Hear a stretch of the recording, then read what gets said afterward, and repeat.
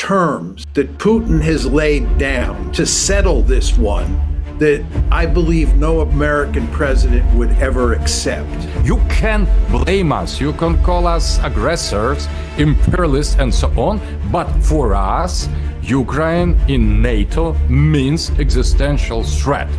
What President Biden wants is for Ukraine to lose the war on Donald Trump's watch, not on his watch. When the people in the West say never Putin will use nuclear weapon, they are wrong. President Trump, throughout his campaign, he has said that he's going to resolve the conflict in a matter of 24 hours. Now, I understand that may be a figurative speaking, but what is the outlook for the resolution of the conflict in Ukraine right now? Yeah, I'll say a few words and then turn it over to Professor Dugin. There's no question that President Trump has said that the one area in the world, which is Ukraine, that he's going to really fundamentally alter American foreign policy is in that conflict. And as you said, he says he's going to shut it down very quickly. I do not believe he's going to shut it down very quickly. I believe he may have good intentions, but it's not going to happen. And the reason is that he would have to accept terms that Putin has laid down to settle this one that I believe no American president would ever accept. And specifically, Putin has said before he will even negotiate, this is to begin negotiations to come up with a peace settlement, the West, and here we're talking mainly about the United States and Ukraine have to accept two conditions. One, that Ukraine will never be in NATO, either de jure or de facto, that Ukraine will be a neutral state, a genuinely neutral state. And furthermore, that the West and Ukraine have to accept the fact that Crimea and the 4 oblasts that the Russians have now annexed are permanently lost. They're permanently part of Russia. And again, Putin is saying, before I even begin negotiations to settle this, to come up with a peace agreement, you have to accept those two conditions. I find it hard to imagine the United States, even President Trump, accepting those two conditions. I find it hard to imagine the Ukrainians accepting those two conditions. Now, one could argue that President Trump is a very special person, and he has views that are outside the mainstream, and he is, after all, the President of the United States. But the problem is that he is surrounded by people who have Russophobia in the extreme and have been super hawkish on Ukraine for years. It's not like Trump is bringing into office with him a good number of people who share his views about shutting down the Ukraine war. He's bringing into power, as is very clear, a bunch of hawks. And therefore, Trump is going to be surrounded by people who are not going to want to accept the conditions that Putin has laid out. So my view as to what's going to happen here is that this is going to be settled on the battlefield, and I believe the Russians are going to win an ugly victory. They're in the process of doing it. And at some point, you're going to get a frozen conflict, or you're going to get an armistice. And the end result is you're going to have bad relations between Russia on one side and the West and Ukraine on the other side for as far as the eye can see. I think this is a terrible situation, but I don't think that Trump is going to change things in any meaningful way and be able to come up with a meaningful peace agreement.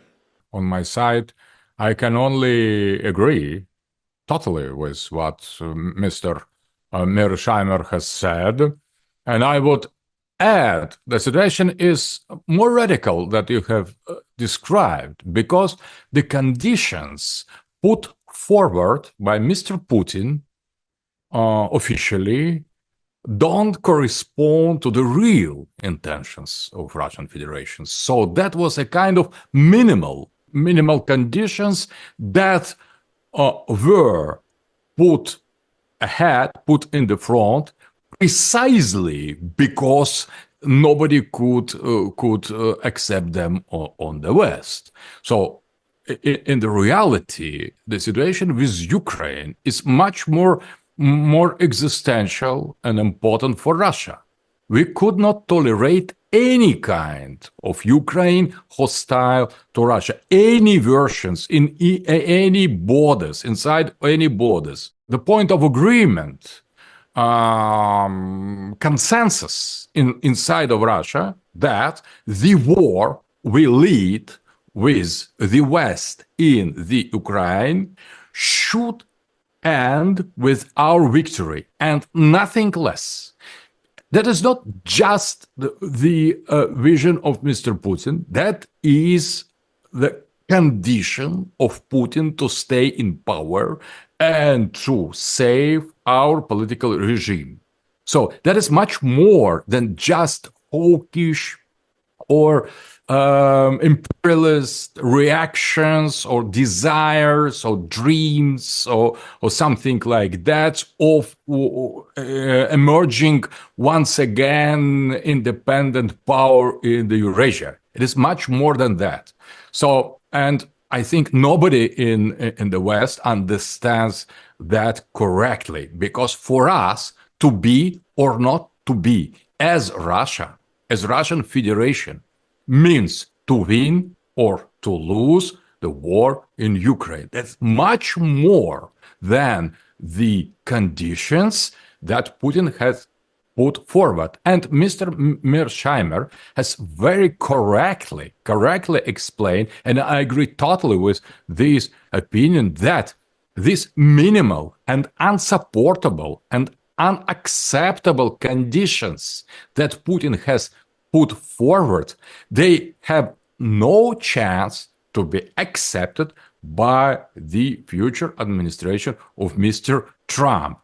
With his agreement or against his will, I think there is the kind of geopolitical realist, if you want, logic that the West and United States could never, I would say, never accept not only expressed and explicit claims of Russia, but much less implicit claims of Russia that they go much more further than just keep in our possession the territories we have won or neutral status of Ukraine. So Mr.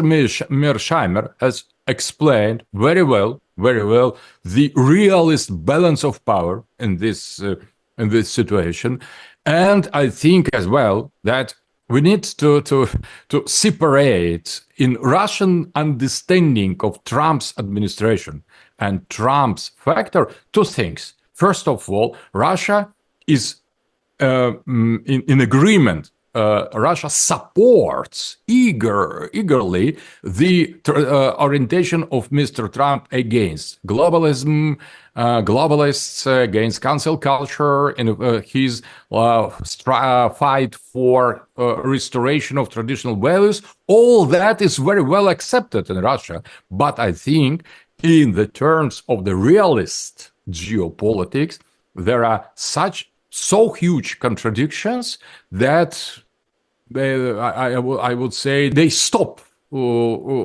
precisely in the moment when these possible, virtual, probable negotiations start. In that moment, there will be the huge amount of misunderstanding on the deep level of the mutual understanding of the nature of the conflict in Ukraine that will prevent any possible solutions. So I agree once more with Mr. Mearsheimer that the result or the end of this bloody conflict will be decided on the battlefield. So that will be no armistice, no truce, no peace talks, but rather the weapon that will decide the fate, the destiny of these geopolitical conflicts. And that's beside, or I would say beyond a Russian great impression of Trump, because Trump is, in our eyes, he is defender of the traditional values, and we applaud that. We totally agree with that. Cancel, as Elon Musk recently has said, cancel culture should be canceled. So we should stop with this left liberal agenda on the global level. In that sense, Russia will support absolutely that. But on the term or in the realm of the realist geopolitics, I think the contradictions will not disappear, or maybe will aggravate more. If I can just pick up on what Professor Dugin was saying and make two additional points. He used the word existential threat. And I have long argued that it is imperative from a Western perspective to understand that putting Ukraine in NATO is an existential threat from Russia's perspective. And once you accept the fact that Russia views Ukraine in NATO as an existential threat, you realize just how dangerous the situation is, and you realize that the Russians will fight to the death to prevent Ukraine from being in NATO, because it is an existential threat. It threatens their survival. The problem that you face in the West is that hardly anybody accepts that argument. And they will say that NATO expansion is not an existential threat to Russia. And they believe that what's going on here is that Putin is just an imperialist. He's an old-fashioned aggressor. He wants to create a greater Russia by incorporating Ukraine into it. And this has nothing to do with an existential threat. My argument is you may not think, you in the West may not think it's an existential threat, but what you in the West think is irrelevant. What matters is what the Russians think, and in particular, what Putin thinks.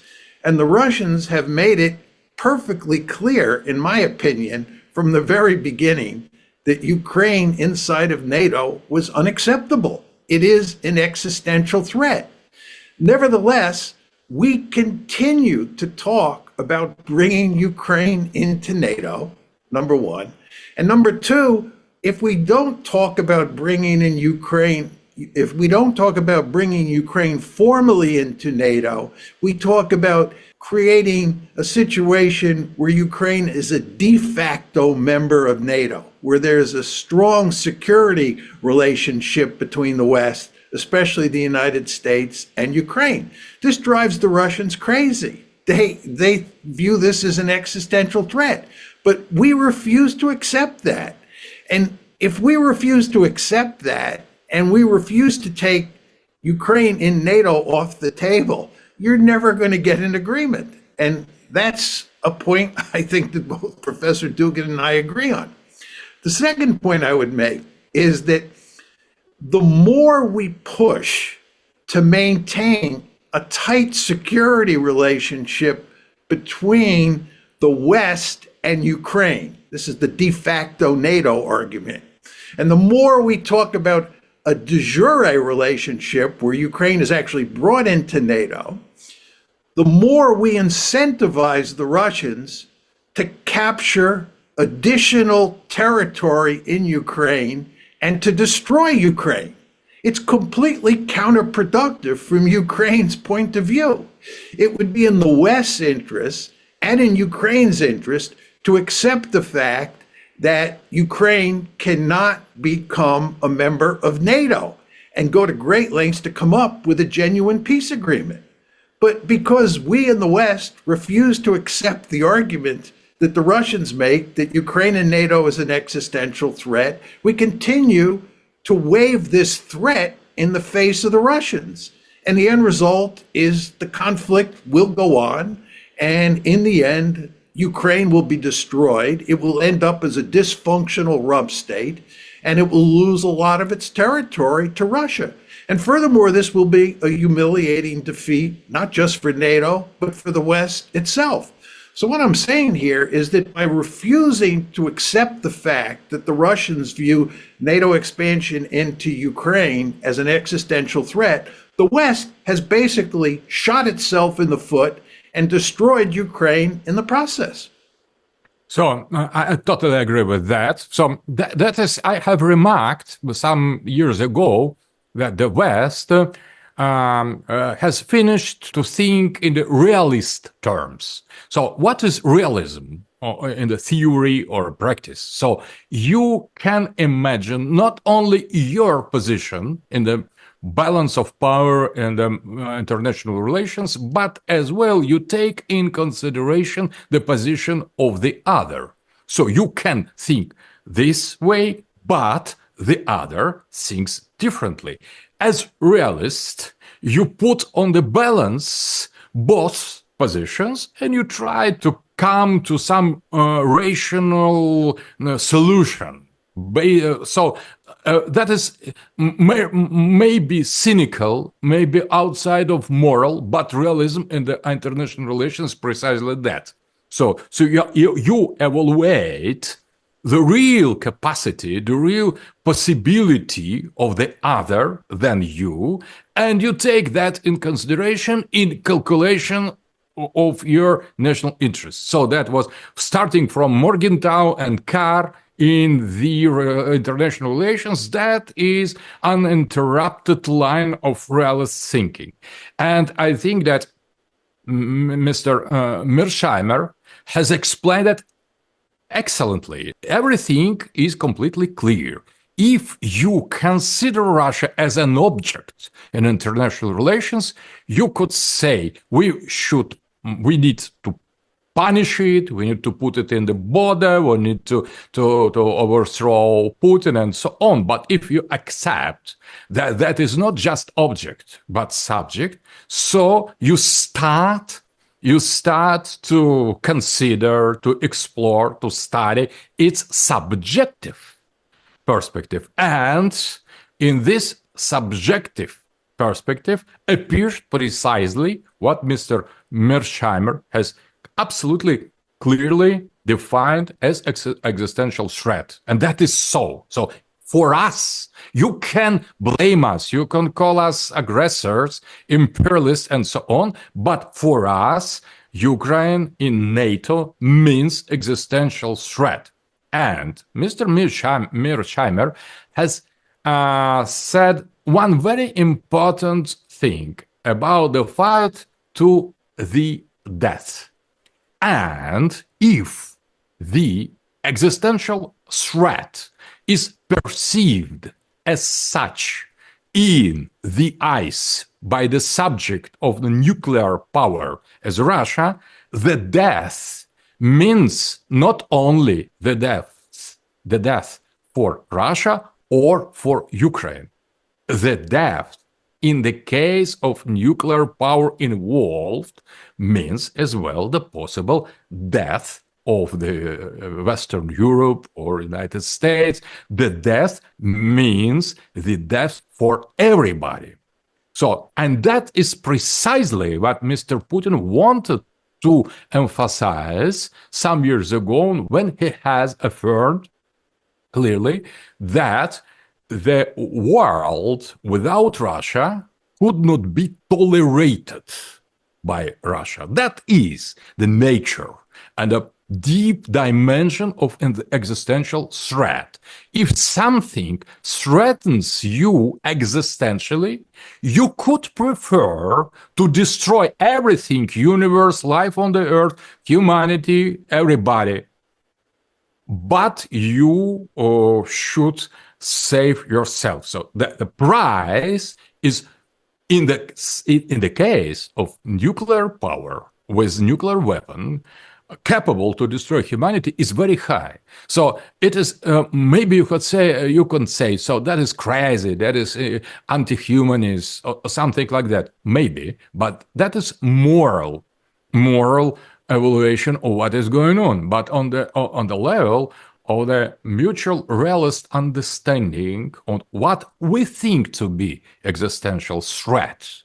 So that we need to take that in consideration. For example, if Russia would invite Mexico in the military alliance with Russia and Mexico, and at the same time claims to restore the Texas and other ancient Spanish territories inside of United States now. So you can imagine what existential threat is it for us. I am not speaking, as Mr. Mearsheimer here, we are not speaking about moral, about liberalism, about values. We are speaking about interests. I appreciate very much, I have studied ideas of Mr. Mearsheimer about offensive realism. I completely agree with this line of thought.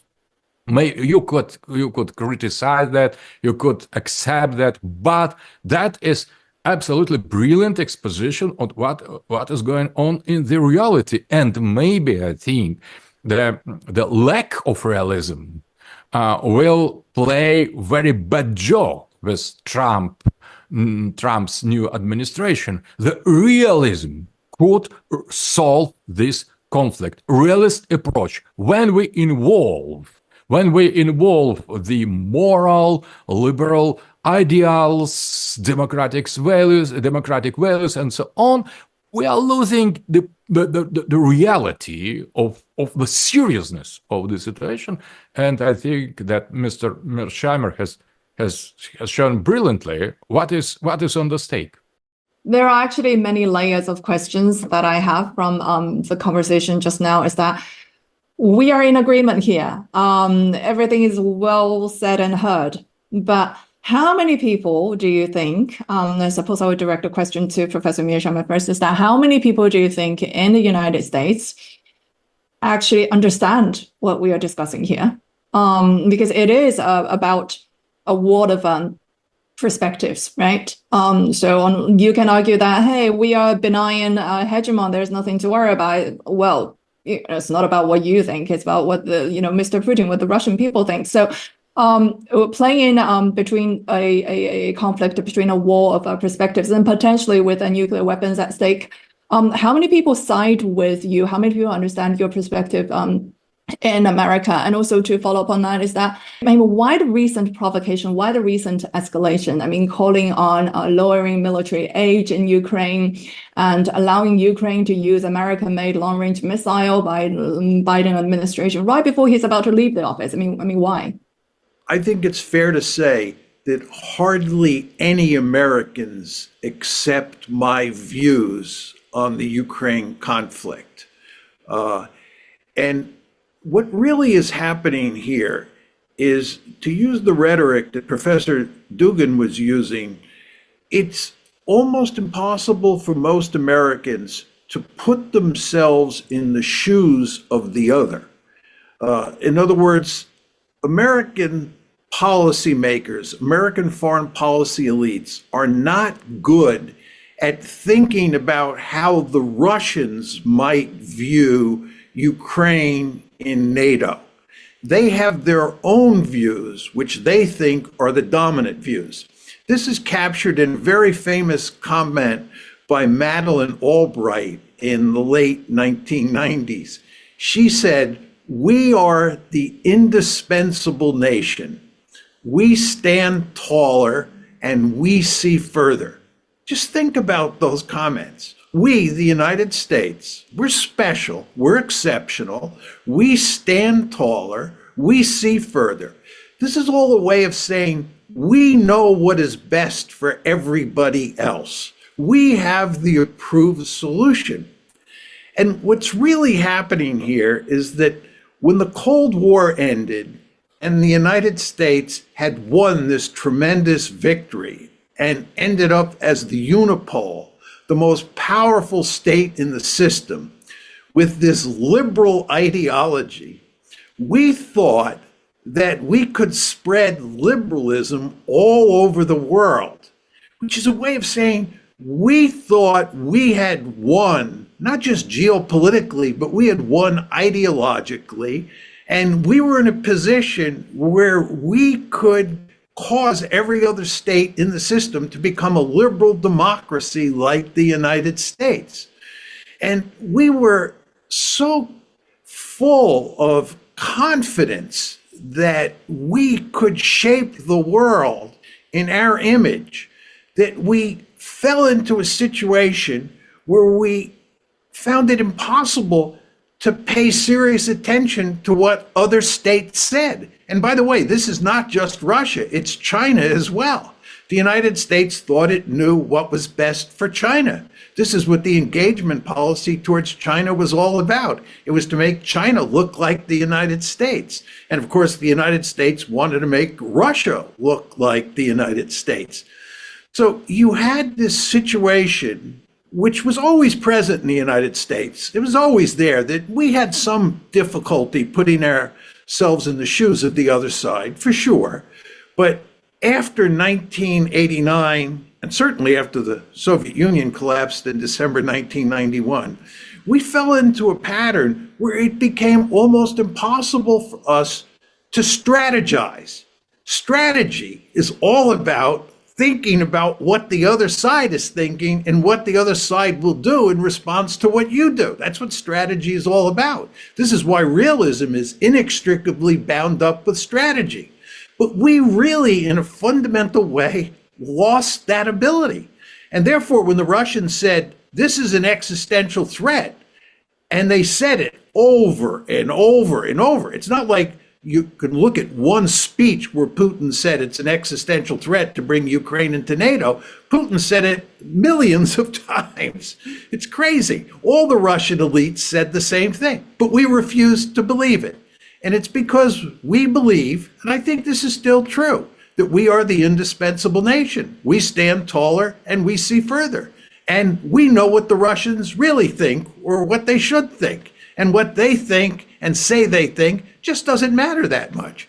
And when you're operating on those kinds of lines of thought, you're going to get yourself into a lot of trouble. And that's why we're in a lot of trouble, not just in Ukraine, but in the Middle East as well. That were the great words of the wise, really wise men. And I would say that I would certify that 2005, I was in Washington speaking with Mr. Brzezinski, Mr. Zbigniew Brzezinski, and there was the chessboard, the real chessboard in front of us, between us, and I have asked Mr. Brzezinski, do you think that the chess is the game for two players? He has said, no, it's for one. When I have called my book Great Eurasian Chessboard, Great Chessboard, I have meant precisely the logic of the game and not the quantity of the players. So there is only one player at the chessboard. That is to see, to be taller, to see further. That is attitude. Or that inspires the confidence that you are alone at the table of the global geopolitics. And when Putin popped up in that sense, and China popped up on the scene of this chessboard, that was insult, moral attack against this consciousness that the chess is the game for one player. That is unipolarity, not only on the geopolitical level, but as well as Mr. Mearsheimer has emphasized on the ideological level as well. So liberal democracy is unique, universal system of values, and the interests and values of the West are unique. So when someone appears on the other side of the chessboard, that is a scandal. We need to punish it immediately. We need to cut it. We need to destroy it. We need to bring the strategical defeat on Russia immediately, because the chess is the play a game for one. So I think that is completely irrealist attitude. So realism in international relations is based on the acceptance of the sovereignty. And if you accept the sovereignty, you accept the possibility, at least theoretically, to behave as you wish, because there is no other instance that could say, oblige you to behave in this way or another way. That is the nature of sovereignty. If you accept sovereignty, you accept the existence of other player, Chinese, Russian, maybe Muslim as well, as in the case of the Middle East, or Indian maybe, or African, Latin American. So we are dealing with the other subjects that are other than ourselves. That is very, very, very tragic, I think, that United States of America and the collective West in general lacks today this strategical approach. With existence or presence of this strategical approach, we could imagine much more easy solutions for some crises in the world that seem to be irresolvable. Accepting multiplicity or diversity of the players and civilizations, as Huntington has called it, I think everything will be much easier to solve.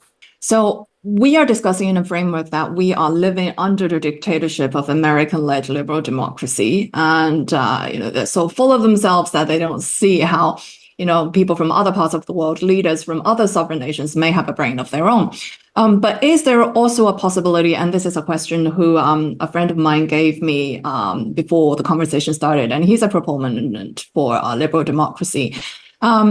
His question is that, are we sort of giving the United States too much credit, that it is the master, the puppet master orchestrating behind it all? Is it also possible that the conflict in Ukraine is a result of the long history between Ukraine and Russia, between people living in the eastern part of Ukraine and the western part of Ukraine? Is it possible that it is a very local issue?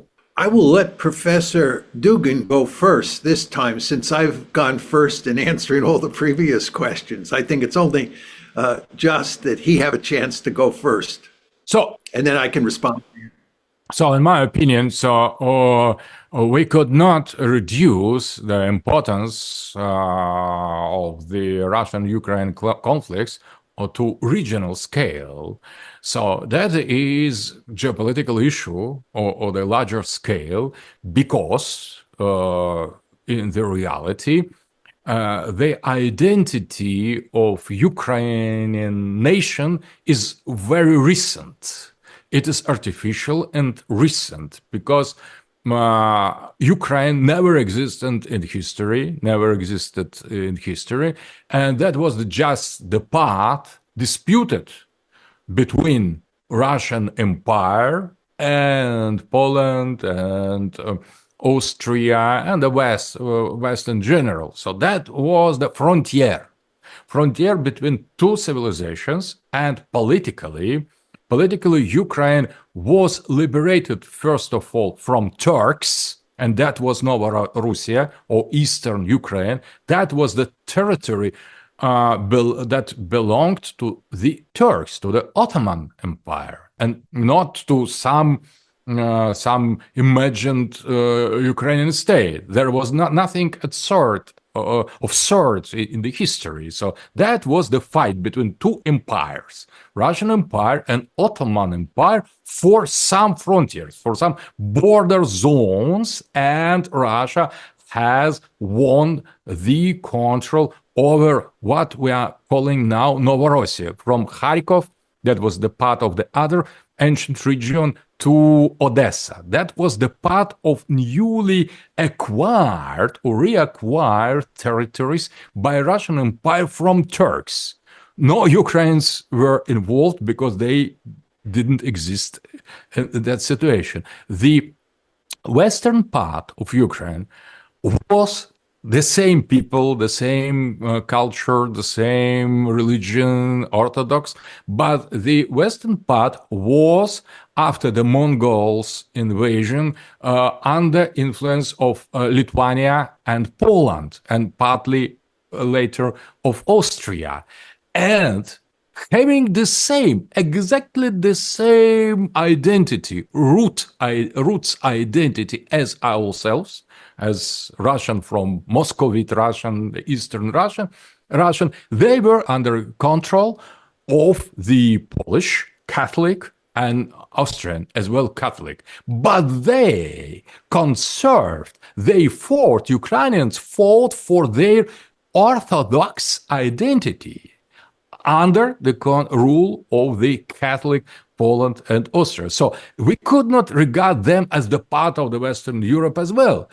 Western Ukrainians belong to the same root, to the same tree of our historical identity that fought against the Polish and against Western Europe. The experience to live some centuries under control of Catholic European nation that has made the impact, the influence over their identity. And in Lvov, Lemberg, and the most western city of the Western Ukraine, that is considered as a capital of all the Western anti-Russian ideology, until recent times, there were two parties, pro-Moscovite and and Russophobic parties coexisted. There is the complex history of identities inside of Ukraine, and the unique way to save the newly established national state of Ukraine was to take in consideration both identities, pro-Russian Eastern identity and more or less, not so radically, anti-Russian identity of the Western Ukraine, to make a balance, to create a state as Belgium, for example, with Wallons and the Flemish people balancing each other with different linguistic identities, historical experience, and so on. So that was the chance, and they have lost. The Kiev regime has lost its chance, choosing only one identity, Western Ukraine, artificially created.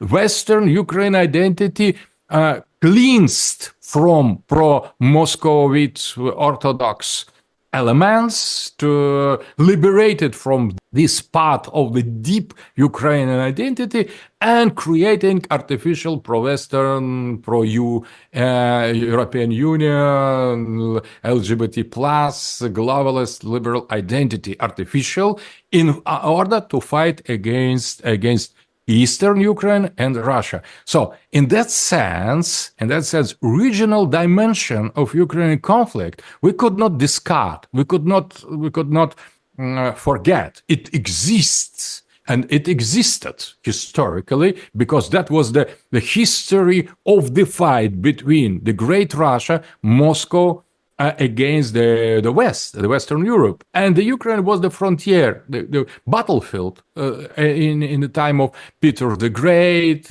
before, and the time of Alexis Romanov. That was the battlefield until the Stalin's time, when the Western Ukraine was annexed to Soviet Union. So that was the eternal battlefield of Russia to expand our border to the West, or to diminish our influence in that orientations. That regional dimension really exists, but it doesn't explain everything, because when we consider the place of Ukrainian conflict on the geopolitical scale, on the global scale of the confrontation between unipolarity defended by globalists, not realists, in USA, and emerging multipolar world order, where Russia pretends to be sovereign pole, as well as China and other poles. So that, I think, regional aspect is the secondary, comparing with these global geopolitical level. Two quick points. One, Xiaoli, you pointed out that the United States is this awesomely powerful country, which I think is true. But it's very important to understand that we no longer live in a unipolar world, that we do live in a multipolar world. There are three great powers in the system, and although the United States is the most powerful state among those three great powers, I think the United States is the most powerful, China's the second most powerful, and Russia's the third most powerful. The fact is, the world today is fundamentally different than it was, say, in the 1990s when we were in unipolarity. And I think the Americans have had a very difficult time coming to grips with the fact that we're no longer in unipolarity. A lot of American leaders want to act as if it's still a unipolar world, and it's not. And the United States has to be much more careful because it's dealing with two other great powers, both Russia and China. Second point I would make has to do with Ukraine. I think, as Professor Dugin said, there are all these sort of heterogeneous forces at play inside Ukraine that were there independent of NATO expansion or Western policy. I've always thought, since the Soviet Union broke apart and Ukraine was created, that there was the potential for civil war. I'm not saying it was going to happen, period, but in the early 1990s, I thought there was a serious chance that what happened in the Balkans might happen inside of Ukraine. But the key point here is that NATO expansion, EU expansion, and the color revolutions, those three policies in tandem basically helped exacerbate and make worse all of those tensions inside of Ukraine. And that's why the situation blew up in 2014. You want to remember, there was no serious trouble. There was no fighting inside of Ukraine until 2014. And what happened in 2014 was in good part a consequence of Western policy. There was a coup inside of Ukraine that the United States played a key role in making happen. We were interested in doing social engineering inside of Ukraine. This is what the Orange Revolution was all about. We wanted to bring Ukraine not only into NATO, we wanted to bring it into the EU. And what this did was it took all those heterogeneous forces that were at play already inside of Ukraine, it exacerbated them, and the situation blew up, number one, inside Ukraine, and number two, between Russia and Ukraine, and between Russia and the West. And here we are today. I'm going to switch gear a little bit to bring China into the fold, since the both of you mentioned it also, that since Trump's re-election, there's been quite a bit of speculation about how the U.S. is now going to realign its foreign policy, and it is about to drive a wedge between the emergent alliance between Russia and China. How likely, question to both of you, how likely do you see that happening?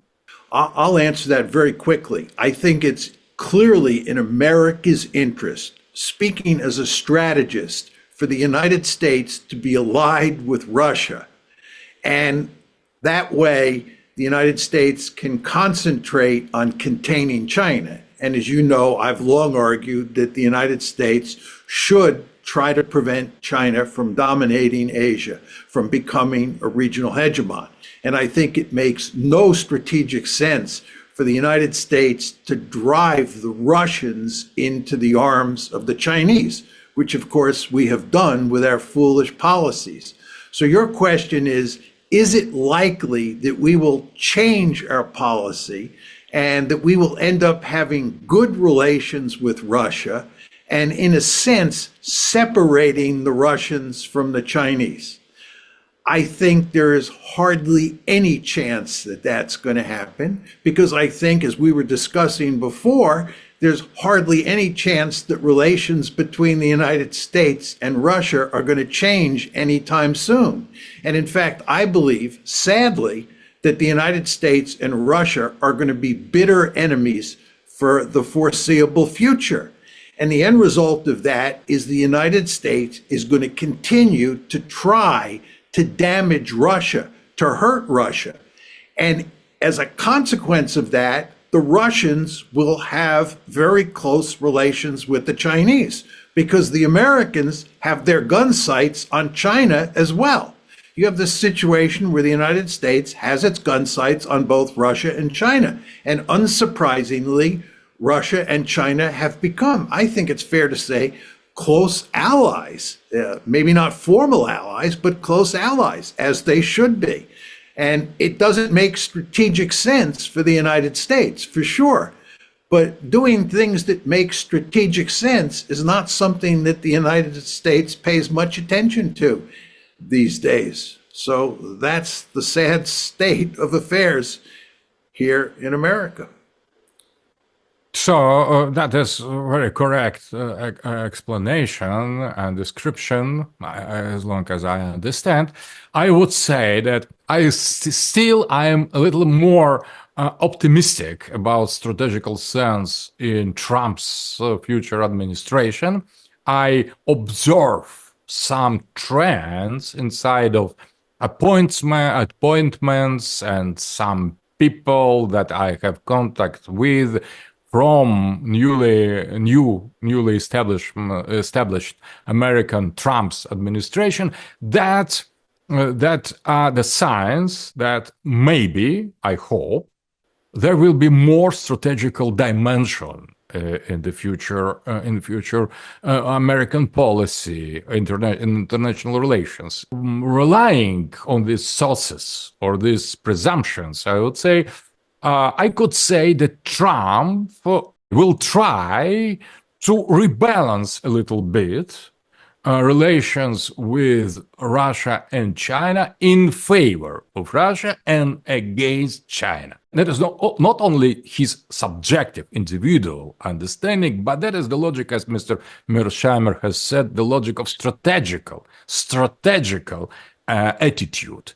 And I think that at some point, the new administration of Trump will try to make not peace, but just to calm down relations with Russia and to try to, I would say, to sabotage these strategical alliance, growing alliance between Russia and China.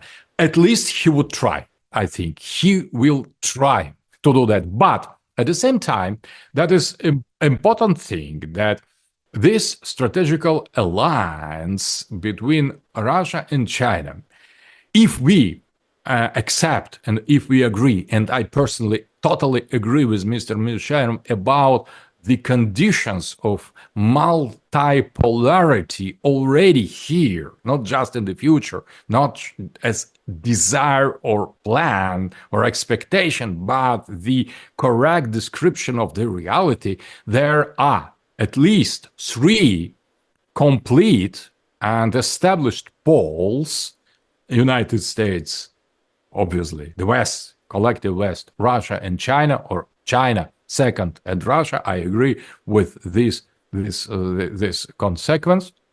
But we should not forget India, Akhand Bharat, Greater India, emerging as well as independent player, not on the side of China, not on the side of United States, not on the side of the Russia, but as something independent. And the Islamic world, now very, very weak, I agree, but Islamic world, Africa, Latin America, new emerging poles, maybe would-be poles, the future poles of multipolarity, they are already here. They are already in BRICS. So they are operating on the second level establishing more and more elements of this multipolar world system. And in that sense, I think that is not about three-polar vision. So, for example, to tear Russia from China and to get it closer to the United States is hardly imaginable, I think. But at the same time, I think that United States, Washington, will try to do that. They will try this strategical approach, and they will fail because it is old-fashioned way of understanding strategy. The strategy of the multipolarity is something totally else. Trump would try to do precisely that, to shift the attention from Russia to China, hostile attention, not positive attention. But I think that multipolarity is much deeper than it looks like now. So the relations between Russia and China are not about just situational alliance against the pressure of the collective West or United States. It's something deeper. And as long as I could judge, Mr. Putin and Mr. Xi Jinping, they understand the strategical depth of the Russian-Chinese alliance, Greater Eurasian Alliance, not just as situational response to the challenge of the mutual situation to be under some attack from the West. Is something further. So maybe we could finally doubt that the West is taller and further. Maybe it is smaller and sees closer to its own misconceptions of the reality. Reality of multipolarity demands the new hates, new positions, new strategical dimension. It is not only just let us keep Russia a bit closer and China a bit further from us. So we need to reconsider the relation on the other terms, and that is a challenge, I think, to the intellectuals of new wave, because the intellectuals of the old wave, they have lost everything. So their understanding of reality has totally failed, absolutely. So we need some new way of multipolar vision of the world, including American interests, including Western interests and values inside, not excluding. So we need to understand and accept the existence of some other, and maybe other, who is hostile to us, but we need to get inside of its brain and to think with him accordingly, not just project our wishful thinking or self-fulfilled prophecy on other. That is my point. A lot of what's been discussed just now, and on many other occasions that the two of you have been quite outspoken about analysis of the current world affairs. It's essentially a guess game on the intention. So if I can direct this next question to Professor Dugin, is that, I mean, we've had quite a few occasions over the past year to see each other in person, but I've never actually had the opportunity to ask you this. And so let's put it in the background of also the current Ukraine conflict, is that tell us about the intention of Mr. Putin, really, because I've heard this from some friends living in Western Europe also, is that their fear is that should Russia's aggression towards Ukraine go any further, it's not going to stop there. Mr. Putin's ambition is to go even further west. So first fold of the question is that to what extent is that true? What is Mr. Putin's true ambition? And the second question is quite specific about China, really. You are a controversial figure in China, not just because your current reported influence in the Russian administration, but more for what you said quite a few years ago, some almost like 20, 30 years ago, that in your book you said, I may be paraphrasing here because of the translation, so correct me if I'm wrong, but you said from what you see, China is Russia's most dangerous neighbor to the south, and it must be in Russia's interest to the maximum possibility be dismantled China as a great power. And from that to what you've been talking about multipolarity, what explains your apparent shift in your ideology or your philosophy? So it is not quite a few years, but that was more than 30 years ago that I proposed my geopolitical understanding of the role of China in front of Russia, and that was beginning of the 90s. So it is not quite few years ago. Beginning of the 90s, that was totally different situation. Russia crashed. Russia totally submitted to the Western globalist agenda, unipolar moment, and China, in our eyes, was the kind of accomplice, the power that has betrayed Eastern identity and joined globalization process in order to be the part of the global pro-Western system. That looked like that. Maybe I was wrong already in that way. I could not judge that, but that was the idea of how to consider China being the part of the West, being more and more involved in the globalist economy. And in Russia, present pitiful conditions under Yeltsin, and that was precisely some geopolitical vision of that. China being more and more involved in the West, more and more globalized, and Russia more and more losing its sovereignty. So that was a kind of geopolitical despair, I would say. And the thoughts like that, they belong to this epoch. When I've tried first of all, when Putin came to power, and second, when Xi Jinping came to power, we, in my eyes, in my Russian patriotic eyes, the situation was very, very different. So we see Russia returning to the global politics, maybe, as Mr. Mearsheimer has said, at third rank, far distant third pole after United States and China. I agree. I don't argue that we are number one. Maybe we are number three, but we are number. We are not nothing. We are number three with nuclear weapon. Number three, it's something. It is not nothing. So, but I agree, that is not about that. And from Putin's time and from Xi Jinping time, I have, and most of all after visiting, thanks to my friends in China, visiting China, teaching in Chinese Institute and Fudan University, and making contacts with different Chinese thinkers, I have arrived more than 20 years ago. It is not few years ago. So more than 20 years ago, I have arrived at the conclusion that China represents the main strategical ally for Russia in constructing multipolar world.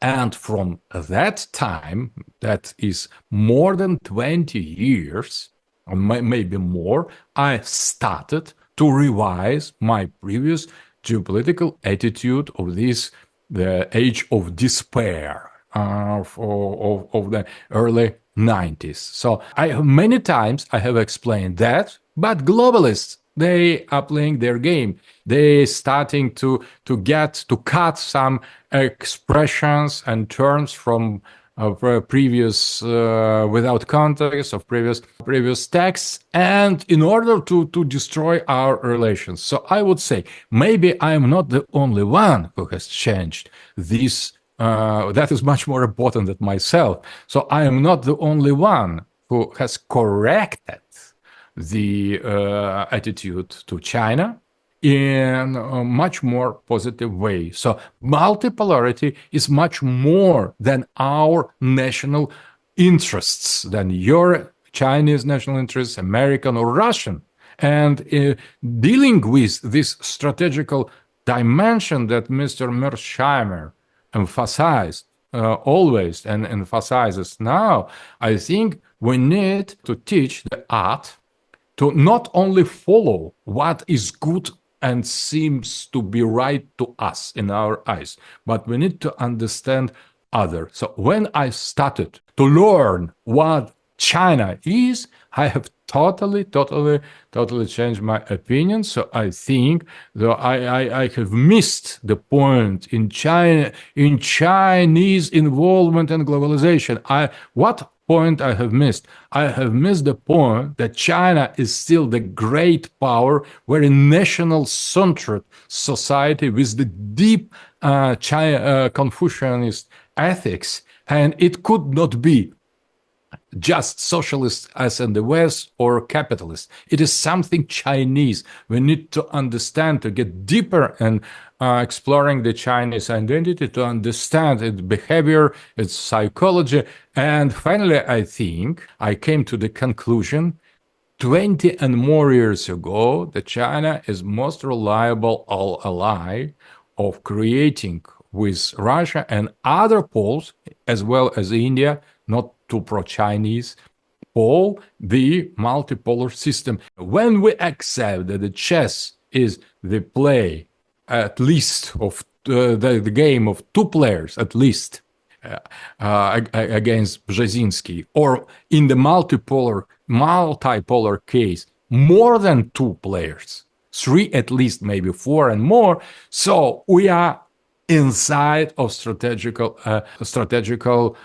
fields, and I think that we need to put the Russian-Chinese relations precisely in this field if we understand under the word strategy some meaning that Mr. Mearsheimer has explained previously very well.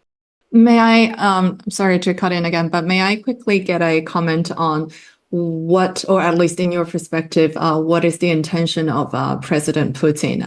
Because it is I mean, speaking of, it's all a game of perspectives here. It is perspectives that I hear from people actually living in Western Europe that they believe containment or at least keeping Ukraine neutral is not the end game of Mr. Putin. Is there any truth to that? Concerning Ukraine should be, in the eyes of Mr. Putin, or either neutral, totally neutral, better friendly, but at least neutral, or ours. So that is all. So neutral or ours. Neutral, we tried, we failed. So it should be ours.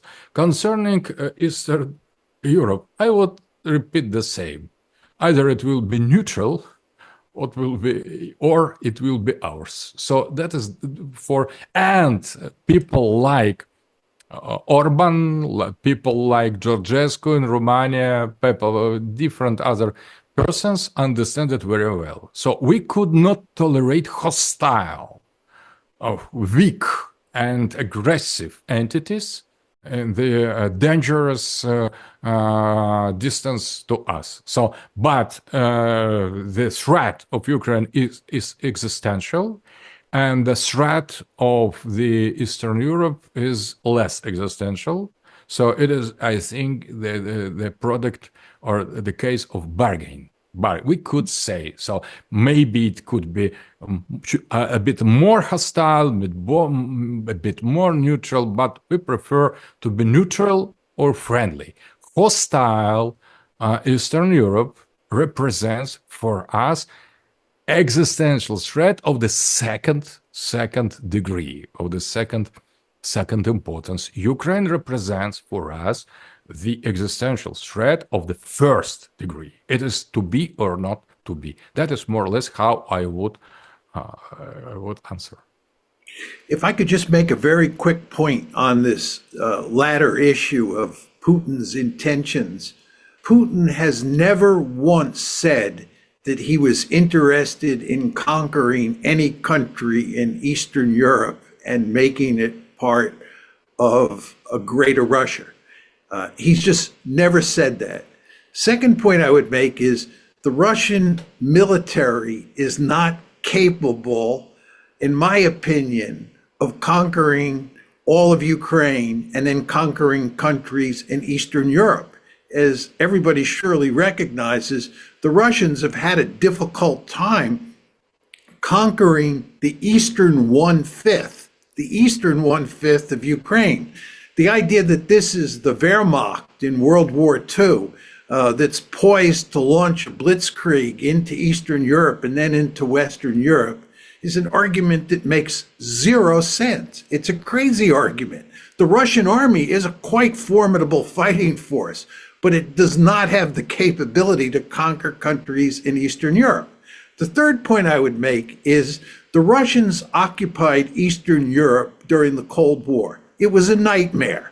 They had a big insurrection that had to be put down in Germany, East Germany, in 1953. They had to invade Hungary in 1956. They had to invade Czechoslovakia in 1968. There were 3 times they almost had to invade Poland to put down insurrections. They had huge problems with the Albanians and the Romanians. The idea that the Russians want to go back into Eastern Europe and try to manage the politics of those countries is a laughable argument. They would be crazy to do that. And Putin, you might not like him, but he is a first-class strategist, and he surely understands. I believe that even occupying the western half of Ukraine would lead to unending trouble because of all those ethnic Ukrainians there that Professor Dugin was talking about before. The last thing he wants to do is start trying to conquer countries in Eastern Europe. I've been there, I've done that, and it did not work out very well. Exactly. In that sense, I agree. If it is okay with the both of you, can we possibly move on to the topic of the Middle East? And I also hope to leave a bit of time for our friends, some of them influencers, some of them from the media, to ask a few questions, because many of them are joining us from around the world, literally middle of the night for them. So on the point of the Middle East, Gaza, is there any possibility of us seeing a ceasefire or any sort of resolution in the immediate future? I'll say very quickly, I think there is a possibility at some point that you'll get a ceasefire, but will you get a resolution of the crisis between the Palestinians and the Israeli Jews, or will you get a resolution of the war or the genocide in Gaza between the Israelis and Hamas? I think the answer is no. The Israeli goal is to defeat Hamas. I do not believe they can defeat Hamas. I think the Israelis have obviously damaged Hamas considerably, but Hamas is still a formidable fighting force, and the Israelis are in no position to decisively defeat Hamas. And the Israelis have no strategy for settling the conflict inside Greater Israel between the Palestinians, Israeli Jews, other than to ethnically cleanse them. And I do believe the Israelis have been trying to ethnically cleanse the Palestinians from Gaza and from the West Bank, but they have not succeeded. In all likelihood, they will not succeed. And the end result is the conflict between the Palestinians and the Israelis will go on for a long, long time, long after I pass from this planet. And you also want to remember that the conflict between Israel and the Palestinians is only one of 3 big conflicts involving Israel at this point in time. There's also a conflict in Lebanon that involves Hezbollah on one side and Israel on the other. And even though you just got a ceasefire, the fact is the Israelis did not decisively defeat Hezbollah. They cannot decisively defeat Hezbollah. And this conflict is going to go on for as far as the eye can see. And then the third conflict, of course, is between Israel and Iran, where the United States might even be involved. The Israelis cannot defeat Iran. And this conflict shows no signs of ending. And indeed, there's a real danger that Iran will get nuclear weapons. So when you look at the Middle East, it's a bleak situation, much like Ukraine. And in my opinion, there is no hope for putting an end to all these conflicts anytime soon. Do you think the Trump administration might even consider even the slightest possibility to get involved most directly, particularly between Israel and Iran? No, I think that the Biden administration has demonstrated clearly that we have no interest in getting involved in a war with Iran. It's a war we could not win. And if we did get into a war with Iran, it would incentivize them to get nuclear weapons. So I don't think the Trump administration will be interested in fighting a war against Iran. By the way, what's been going on with regard to Iran and the United States is that both Iran and the United States have been trying to avoid a war between the two countries. Iran doesn't want a war with us any more than we want a war with Iran. It's the Israelis who have been trying to drag us into a war with Iran. The Israelis want the United States to attack Iran, to destroy its nuclear facilities once and for all, which is impossible to do, but they want us to try to do that. And they want us to do so much damage to Iran that we will affect regime change in Iran. And presumably we will then get a government in Iran that's favorable to the United States and to Israel. This is delusional. This is not going to happen. Most American policymakers thankfully understand that, and therefore we're trying to avoid a war with Iran. And again, Iran's trying to avoid a war with us, but it's the Israelis who are trying to drag us into a conflict.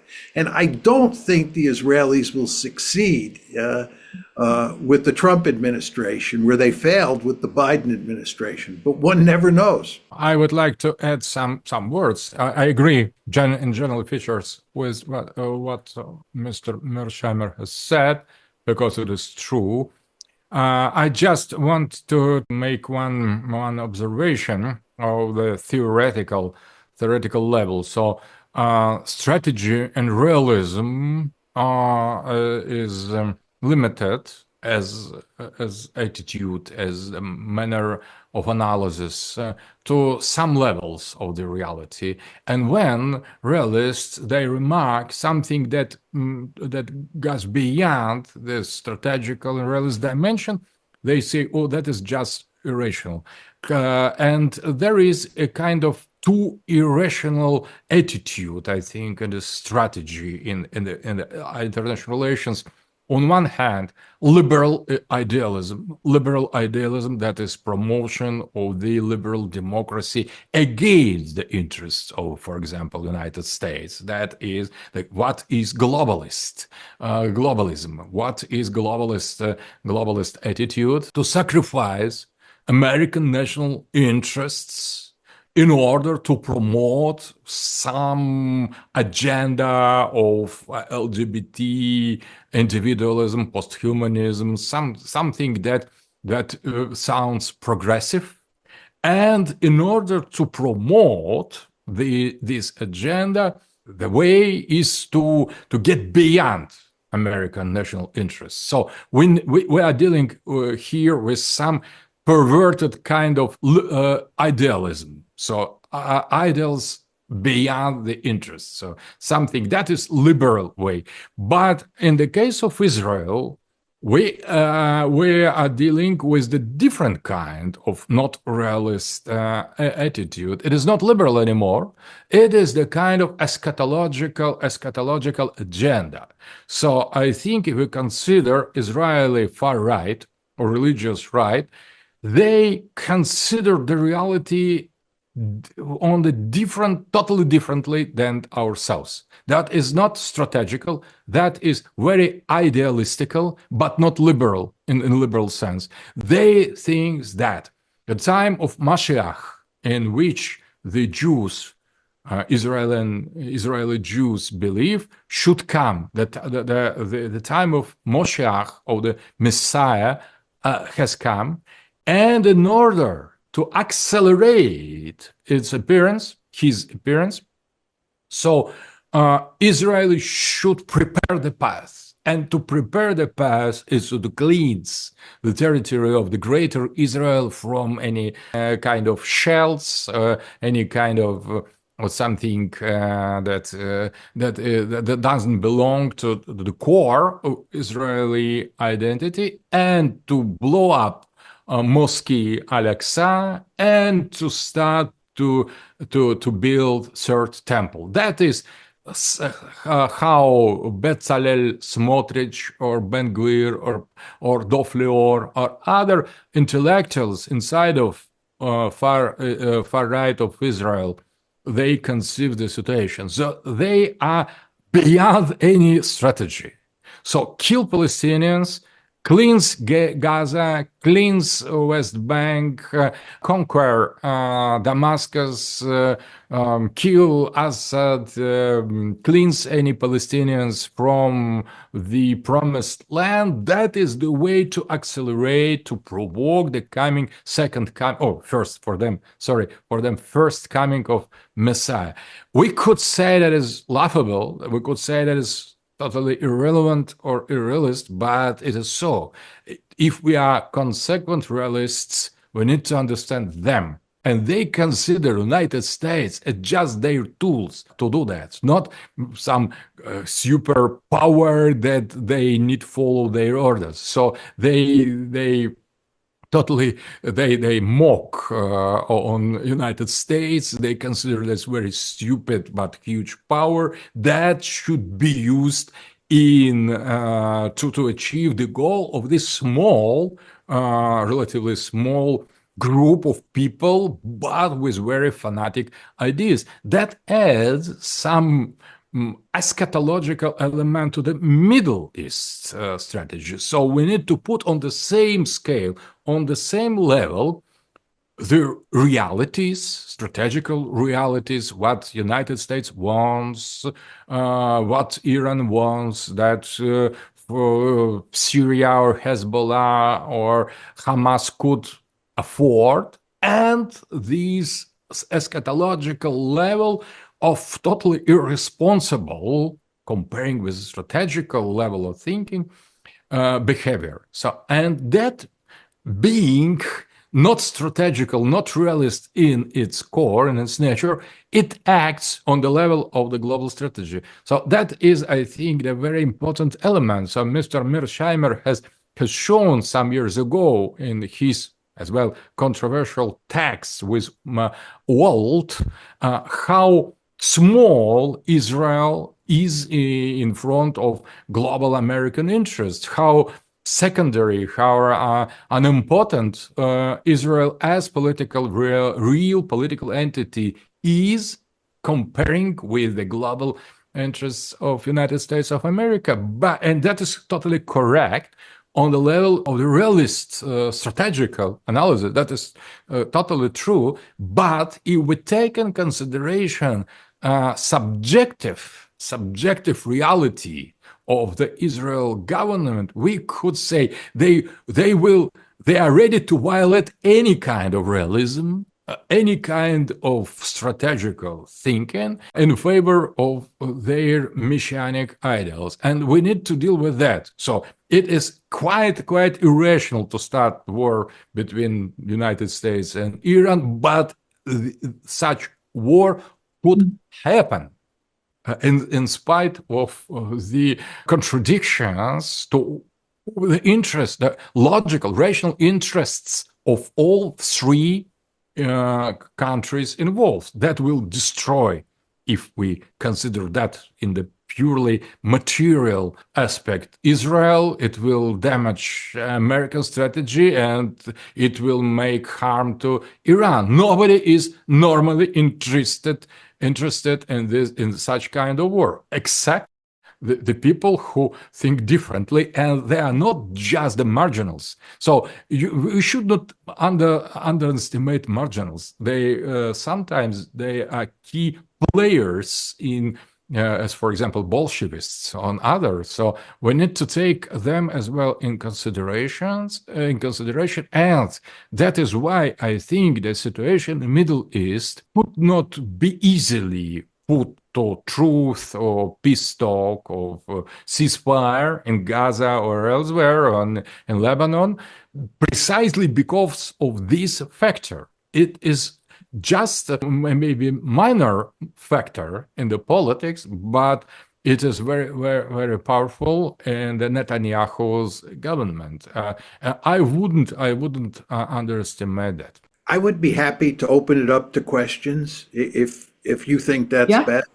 Professor Dugin. Professor Dugin? Yes, okay, great. So Ms. Camilla is from Venezuela. She is, as with many other participants, she is a reporter, a influencer on social media, commenting very much on geopolitics and international affairs. So here you go, Ms. Camilla. Thank you for hosting this, and thank you to the professors for responding to our questions. Just a correction, I'm not from Venezuela, but I worked for many years at Telesur based in Caracas, Venezuela, but I am Latin American, and so I'm going to tie that into my question. So the US and other NATO governments have tried to rally support for their wars in Latin America and the Caribbean. They've made visits, they've sent the Southcom commander to hold meetings with Latin American governments to do things such as try to convince them to trade in their arms for US weapons. So, they're also trying to get them involved in supporting Israel's projects of war over there in that region. In particular, perhaps you can either or both of you, I would love if you could comment on the role of Latin American governments in these different conflicts. In particular, perhaps comment on the role of the friends of the incoming US President Donald Trump, friends like Javier Milei, the president of Argentina, Nayib Bukele, who's a very good friend of the Republicans in the US.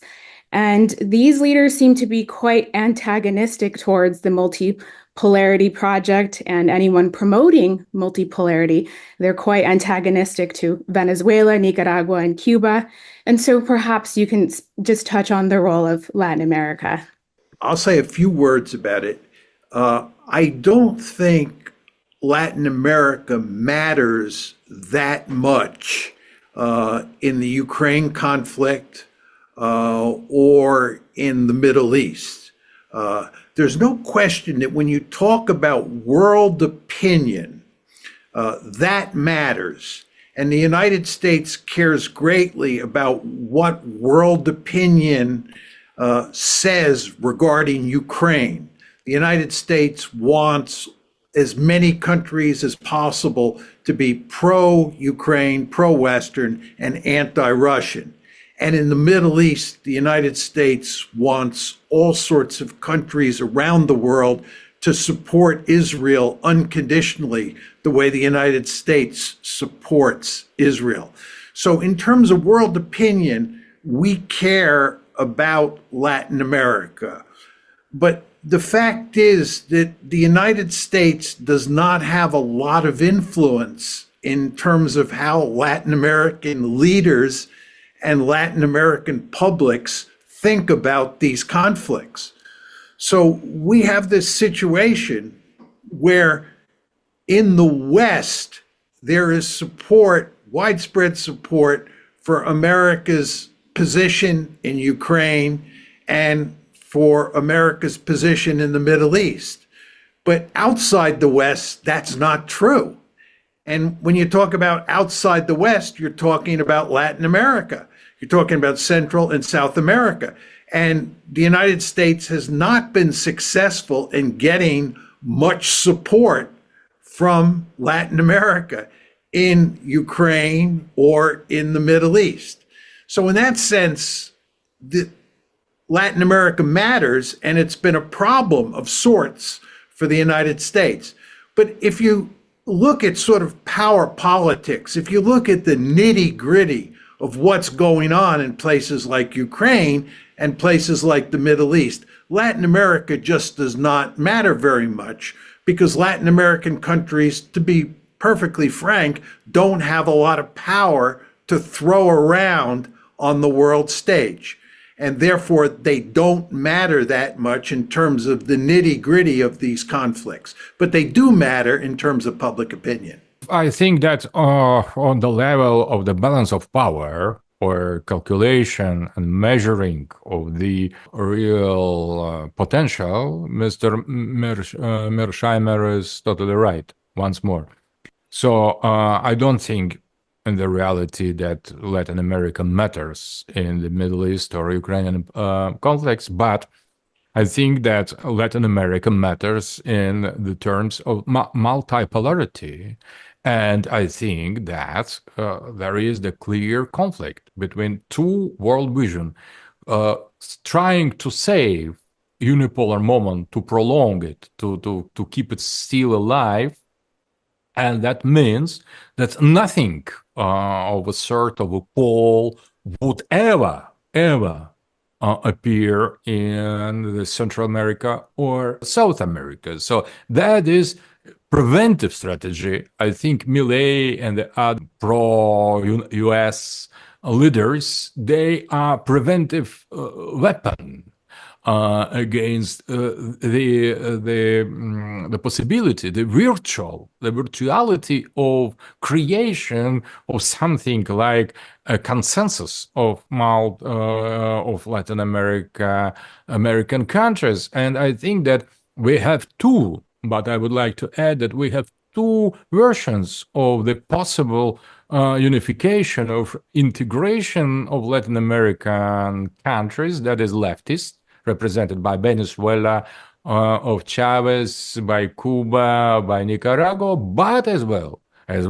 we have the very interesting conservative version of Juan Perón, Getúlio Vargas in Brazil. So we could aspire, or we could hope that once there will be moment of Latin America, Latin America becoming the independent pole. But in order to get there, you need to overcome many local contradictions of post-colonial nature.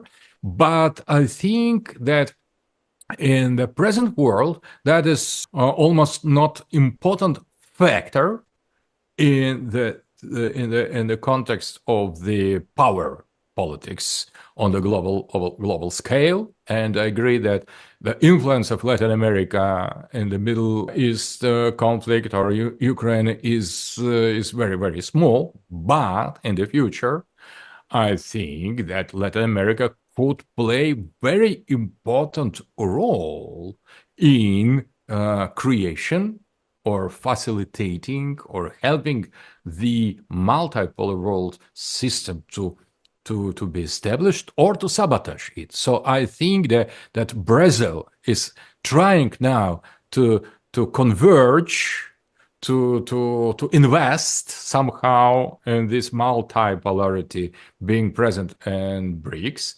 and Milei tries to sabotage this multipolarity. That is clear, but I think that is the next round of the global game of the balance between multipolarity, emerging multipolarity, and declining unipolarity. It is next round, and it is of less importance, obviously, than what is going on now in Middle East or Ukraine, and what in front of what will happen, I think, soon in the Asia. And Taiwan problem in the Pacific Ocean, and Africa and Latin America will go after. You have your role to play in this multipolarity, but I don't think that today in the balance of power, Latin America really matters. I think that maybe including in the opinion, global opinion of Latin American population as well doesn't matter too much to the West. We are very, very happy and very grateful to Latin America to support our will to establish multipolar world order. In that sense, we are grateful, and for us it matters. But in real balance of power, I would rather agree with Mr. Mearsheimer that a secondary elements and argument. Thank you very much. But I just want to cut in here because we're talking about multipolarity and balance of power, some of the key words that were mentioned just now. So in a multipolar world, Professor Dugin, in your envision of multipolar world, and I also want to hear from Professor Mearsheimer too. I think this is a very important issue because we didn't quite have time to dig into this, is that in a multipolar world, with balance of power, so are every state going to start pursuing nuclear weapons? How is that going to look like? And in a multipolar world, are there going to be military alliances? In my opinion, we need, first of all, to understand what is the pole of multipolar worlds.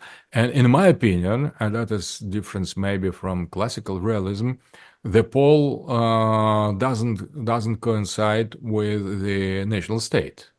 So the pole, for sure, the pole of multipolar world system should have a nuclear weapon, but the pole is something very, very different from the national state. So not each state, national state, should possess a nuclear weapon, but pole for sure should possess. So, but what is the pole? The pole is something that we have already now, the West.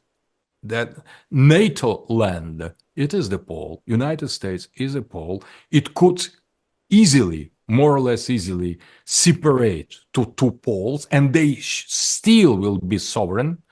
United States and Western Europe, they still will be full-scale poles. So that is huge pole, Western pole, that could permit to itself to separate, possibly in two poles, and still they will be poles. There is China as a pole, agree, there is Russia as a pole. All 3 or 4 eventual poles, if we accept the possibility of separation inside of the West, still Western Europe will possess nuclear weapons. So these 3 or 4 poles already possess a nuclear weapon. India, that it is next pole. India possesses a nuclear weapon. So it is not about the distribution or of nuclear weapon or proliferation. It is already in the hand of the 4th or 5th already pole. If we consider Islamic pole, it is still to do. It is not ready, but we see at least one country, Pakistan, with nuclear weapon, and Iran in the process to obtain it. So Islamic nuclear bomb is already here, and it's not about proliferation. So if we think the world in terms of poles and not countries, so we have only 2 issues: to give nuclear weapon to some African power, but we don't see yet still some pretender to manifest this independent African pole. It is to come, and the same for Latin America. And I presume that Brazil is the first country that could claim to start nuclear weapon as a plan, because Brazil is much more developed, much more technologically advanced with its submarines created in Brazil. So I think that and so we are near to have nuclear multipolarity. It is we shouldn't expect to distribute to each country, because multipolar world order, it is not about the nuclear sovereignty of each country. It is about something different. And that I think that it is still very undeveloped branch of international relations theory of multipolar world, because the West denies and still is very stubborn in denial of these accepting of multipolar world as the reality. So that is undesired or something rejected reality. That is something the Western strategical thought tries to damp, to discard, to deny the reality of multipolarity, and that is why it is absolutely ideological, unrealistic, and that I think that that is the reason why they don't hear such brilliant mind as Mr. Mearsheimer enough. For sure, they consider Mr. Mearsheimer as one of the most important strategical thinkers, but still, I think the global West still continues to think in different terms. They consider multipolarity as insult, as something as scandalous, and not as reality. And if they would accept that as status quo, the state of things, they would explore more what is the whole, and the problem of the proliferation of nuclear weapon would be put in a much more realistic context. I see.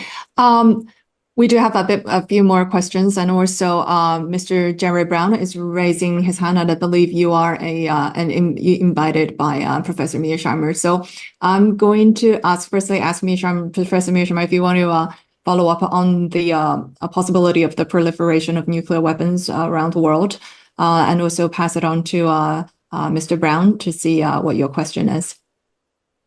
Okay, I'll just say a few words. I think I have a bit of a difference with Professor Dugin on how you define what is a great power or what is a pole. For me, a pole has to be a great power.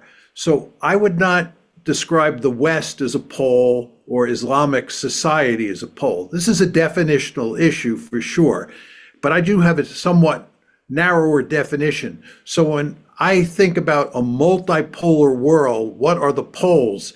They can only be great powers in my lexicon.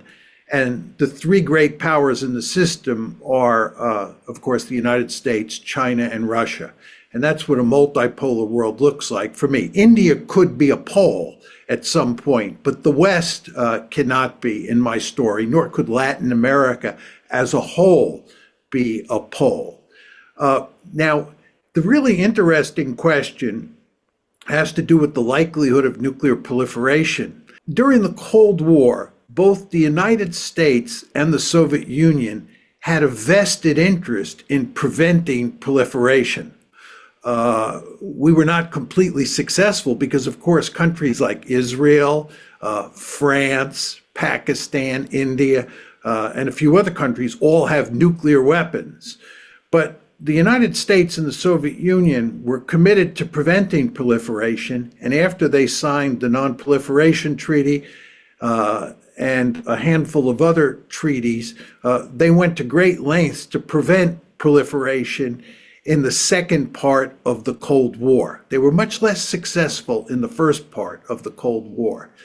And I think that in the multipolar world that we live in, and there's no disagreement here between me and Professor Dugin that we live in a multipolar world today, that all three great powers have a vested interest in preventing proliferation, just as the Soviets and the Americans had an interest in preventing proliferation. The key question for me is whether or not the Russians, the Chinese, and the Americans can work together to prevent proliferation. And Iran is a really good case here. If you go back to 2015, when the JCPOA, that's the arms control agreement involving Iran and nuclear proliferation, was put into place, the Russians, the Chinese, and the Americans all worked together to prevent Iran from acquiring nuclear weapons. This is consistent with my argument that great powers, Poles, do not like nuclear proliferation. The Soviets and the Americans didn't like proliferation in the Cold War. And what you see in 2015 is the Russians, the Chinese, and the Americans working together.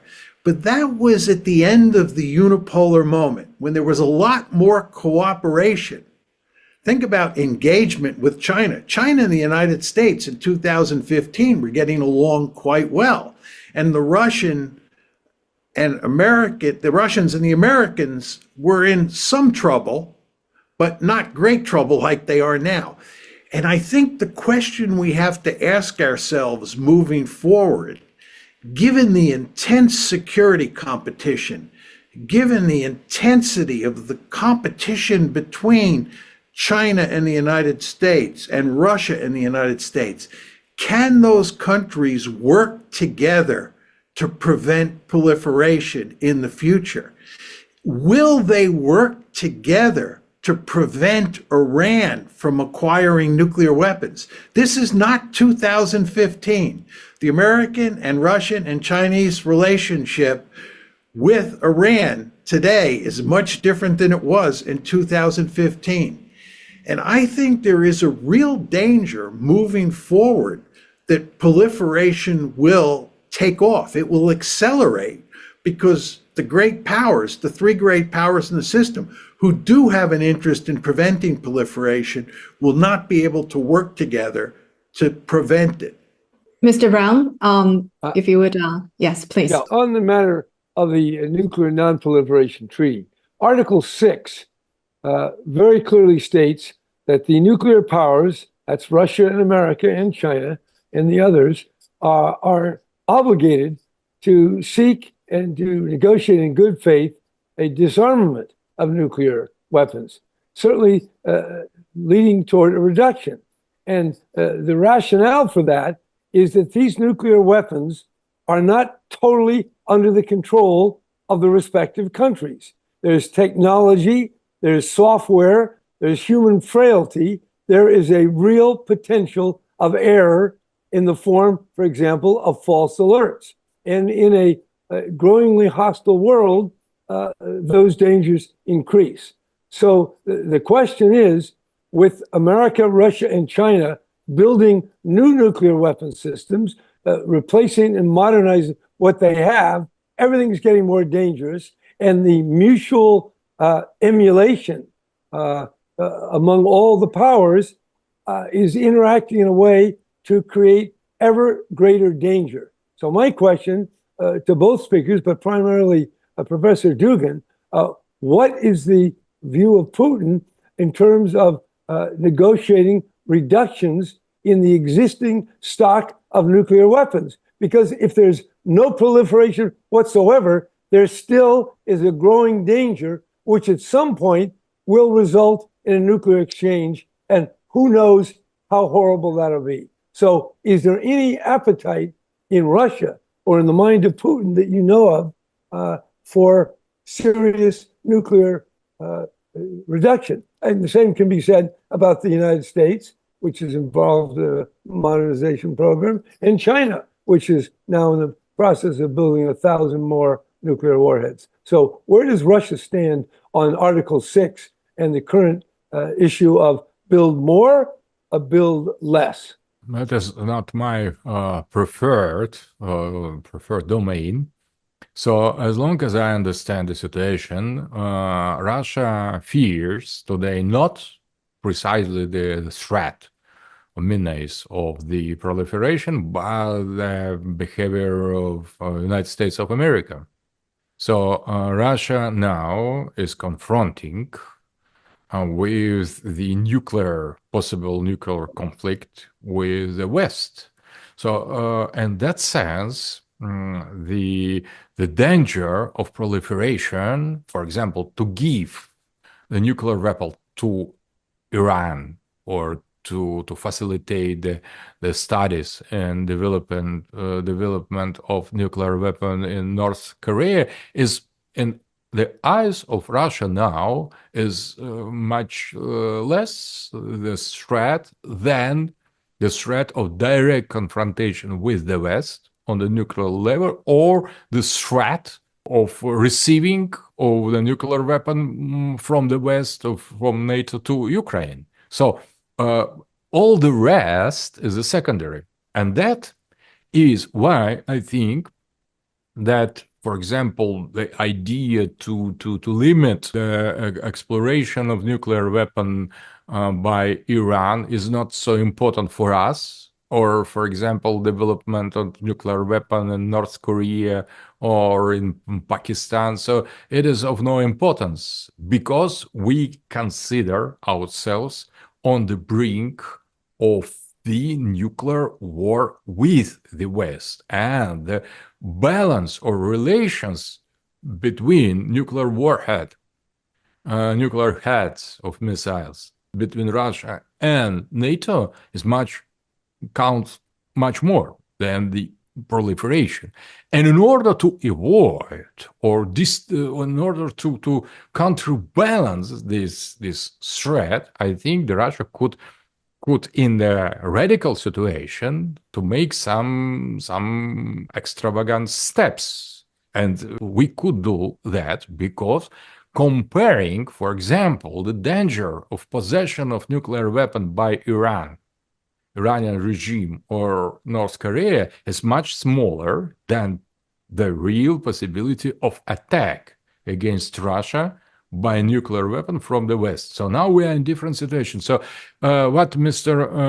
Mearsheimer has said about this trilateral agreement between China, West, and Russia in order to diminish or to control or to reduce or to stop proliferation, nuclear proliferation, that belongs to the different epoch, different time. So that was a kind of peaceful great power world order. And now Russia considers itself to be under Western attack.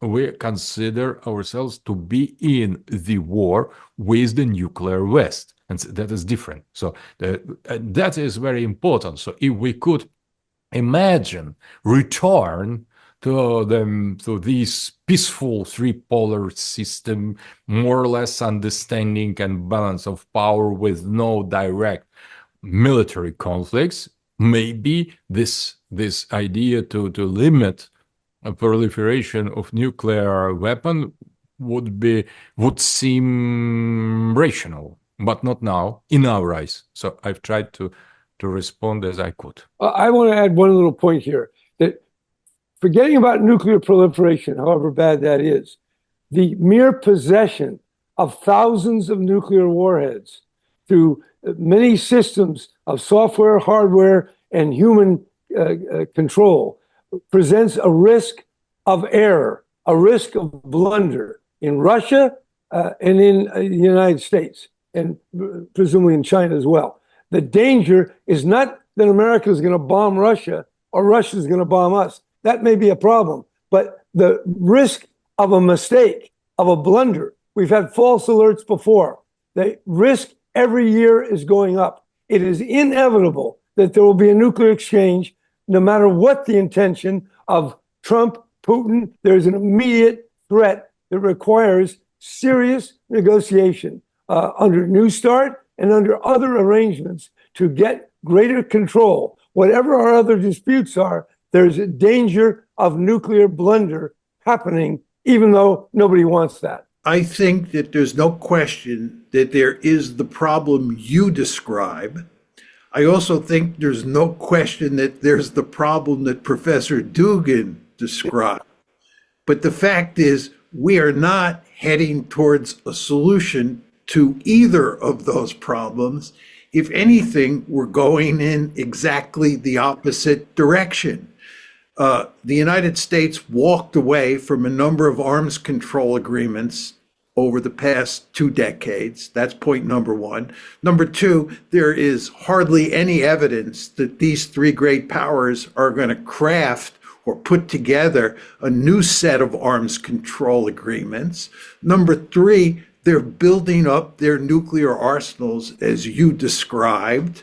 And number four, nobody seems interested in trying to figure out a way to head in the other direction and ameliorate the threat of a nuclear war. If anything, what strikes me as I observe people in the West talk about nuclear war, it's that they don't think it's that serious a threat. I'm quite amazed, to be honest, that so many people think that the Russians would never use nuclear weapons, that we can simply push them around, do whatever we want to the Russians, and they'll never use nuclear weapons. This is not the way we thought in the Cold War. It doesn't seem to me that we've made progress on this front over time. If anything, we seem to be headed in the wrong direction.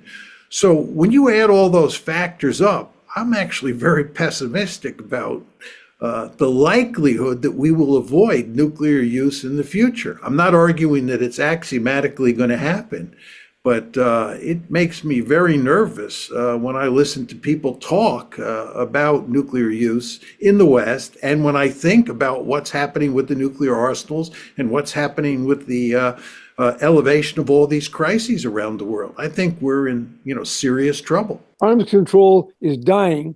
I can tell you, the Bulletin of Atomic Scientists puts out a doomsday clock, and it is currently set at 90 seconds to doomsday, the closest in the last 50 years. There's a danger of miscalculation, of accident, totally independent of the antagonisms that have been described so well over the last hour. So I just caution people that even without intending, there will be inevitably a nuclear exchange. That's what I'm worried about. Thank you, Mr. Brown. Moving on to our next participant, Jackson Hinkle. Jackson, are you there? Yeah, I'm here. Hello. Hi. Yes. Hi. So Jackson Hinkle, multi-million follower on X, but probably more famous for being banned by YouTube. Over to you, Jackson. Thank you. And thank you to the professors for being here. And I'm in Moscow right now. I think I'm maybe one of the only people that has both of the professors' books in English here in Moscow. But anyways, my question is regarding Trump's promise to place very harsh tariffs on any countries pursuing de-dollarization and arguably sovereignty. Unfortunately, a lot of the countries pursuing de-dollarization are flirting with multipolarity. Bar China and Russia have a ruling class that still maintain an interest in the expansion of their private capital at the expense of, pushing for sovereignty for their countrymen. So do you guys think that this tariff policy will increase America's power on the global stage and risk the ideal of multipolarity and further sovereignty? Or do you think it will backfire, as President Putin and Dmitry Peskov have put forward? I'm not an expert on this subject, so I'll not say too much on it. My sense is that Donald Trump has a powerful tendency to talk like a tough guy. And I think it's very easy to talk that way when you're not in power. But when he starts talking about levying all these tariffs on countries all around the world, we don't want to lose sight of the fact that those tariffs, if he were to impose them, are going to have significant consequences for the American economy. And those consequences are not going to be good. And you want to remember that one of the principal reasons that Donald Trump got elected is because the American economy is not in good shape, at least from the perspective of the bottom half of the society. There are lots of people who are having a very difficult time scraping together enough money to pay for their rent and to put food on the table. And these people voted in droves for Donald Trump.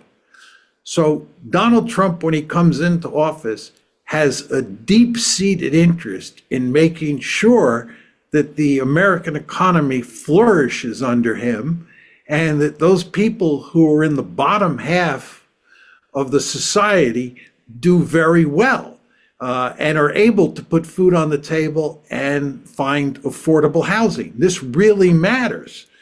And if Trump doesn't deliver, he's going to be in a lot of trouble. Now, everything I read about tariffs, and again, this isn't my area of expertise, and a lot of Trump's hard-headed economic policies tell me that if he goes ahead and executes all these policy proposals that are floating around, he's going to hurt the American economy. He may hurt other economies as well. He may hurt the Russian economy, or he may hurt the economies of countries X, Y, and Z, which is his intention, because those countries didn't do what he wanted.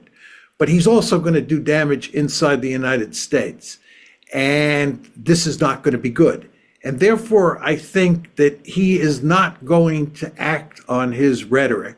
And I underline the word think. One can never be certain with Trump. But I do not think he is going to end up acting as harshly with regard to tariffs as he's now talking, simply because of the economic consequences at home.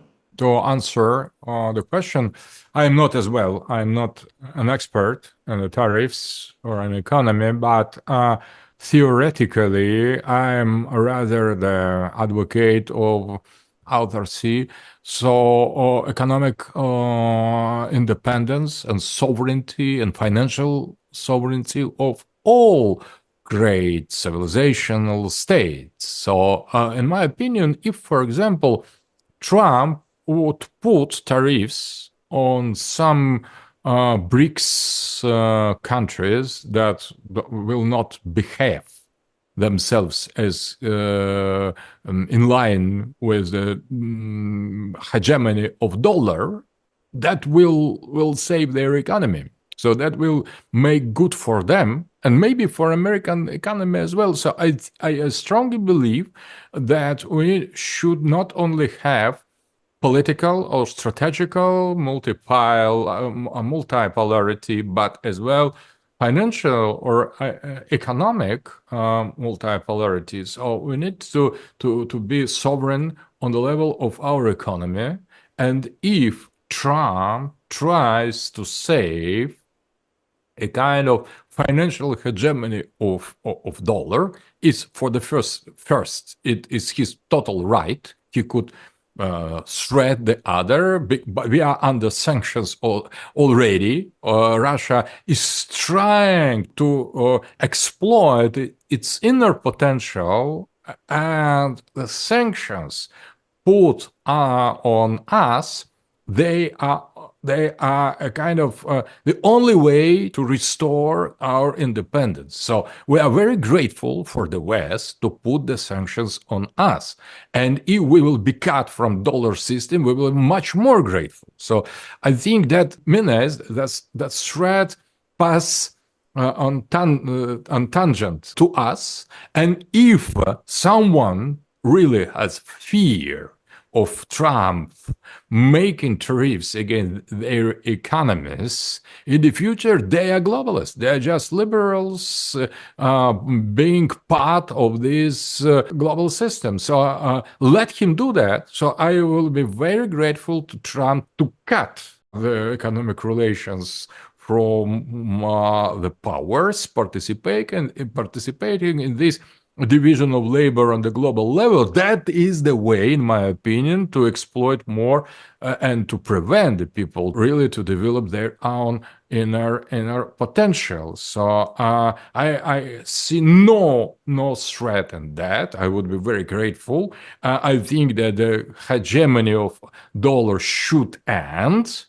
And if Trump thinks differently, it is all his right. Let us try multipolarity on the financial and currency level. So there could not be the real multipolarity without financial sovereignty of the poles. That is challenge to China. That is challenge to Russia. That is challenge to all other emerging emerging superpower, emerging poles.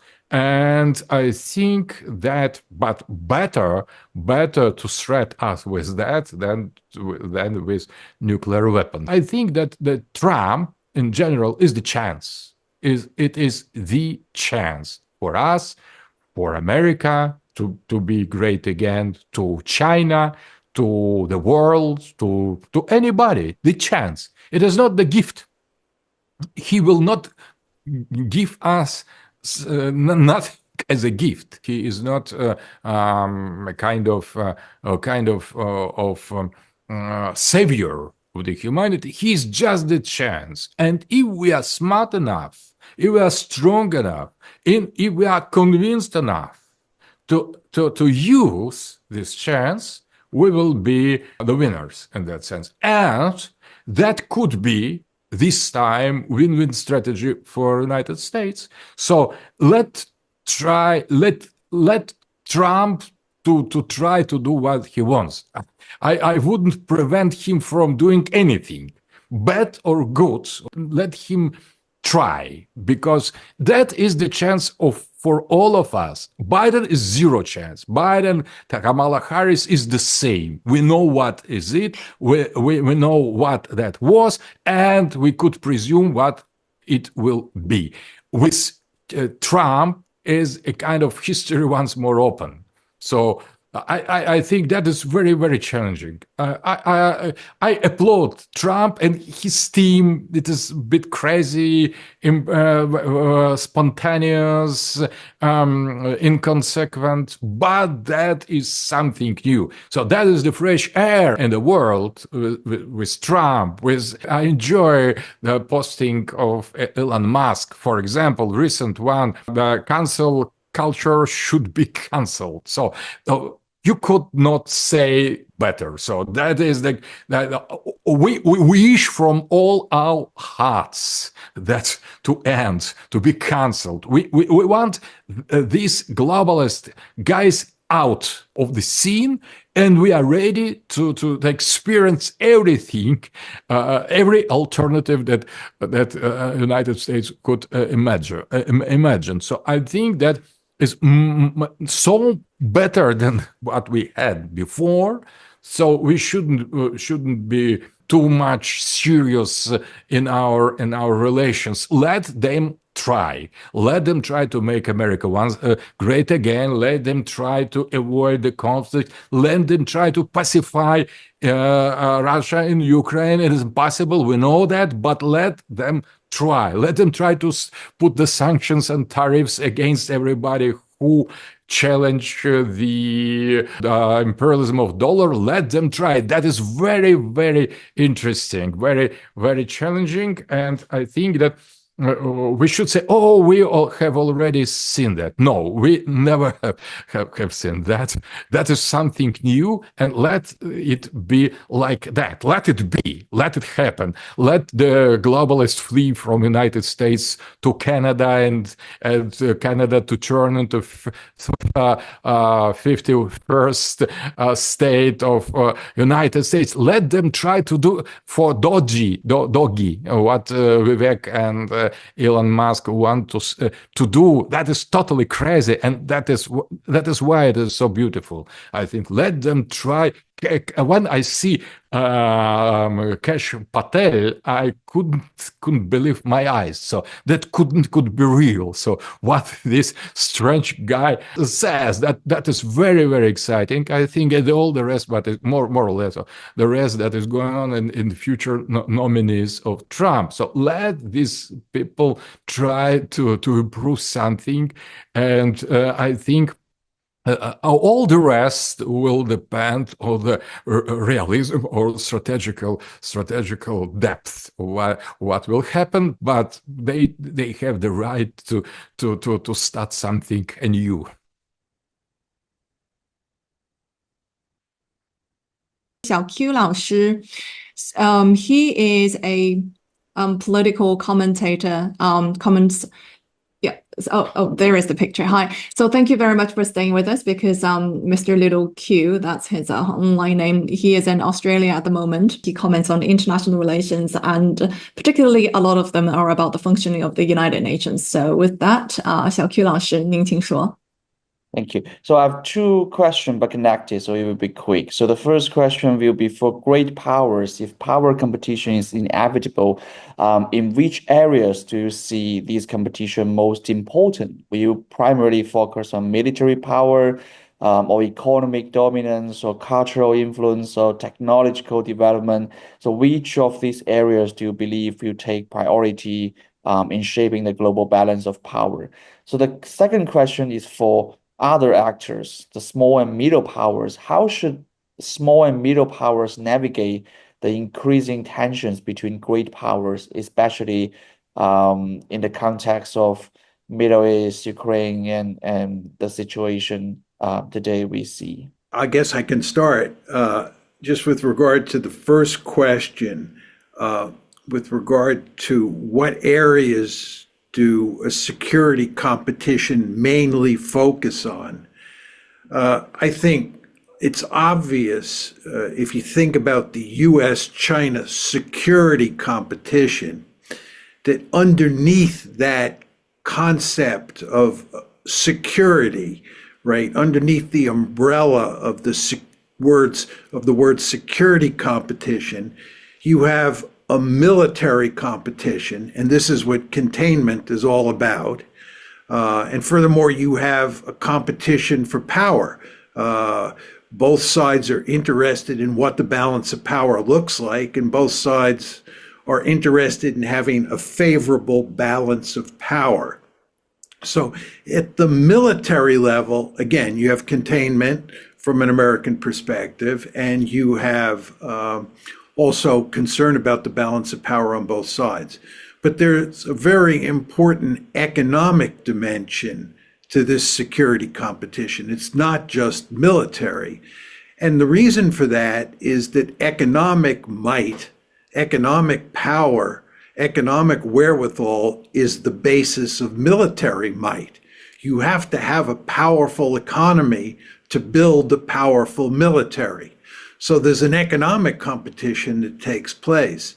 And today, in the contemporary world, that competition focuses mainly on cutting-edge technologies. The United States, as is very clear, is deeply concerned about the fact that China looks like it may have the ability to beat the United States in the competition for developing high-end technologies. So when you look at the US-China security competition, you see that there are two main areas of competition. One is the military, and two is cutting-edge technologies. So I would answer your first question by focusing on those two areas of competition. With regard to your second question about how the smaller states in the system navigate the competition that takes place between the great powers, I think there's not much more to say that you want to do everything you can to make sure you don't get caught in the crossfire.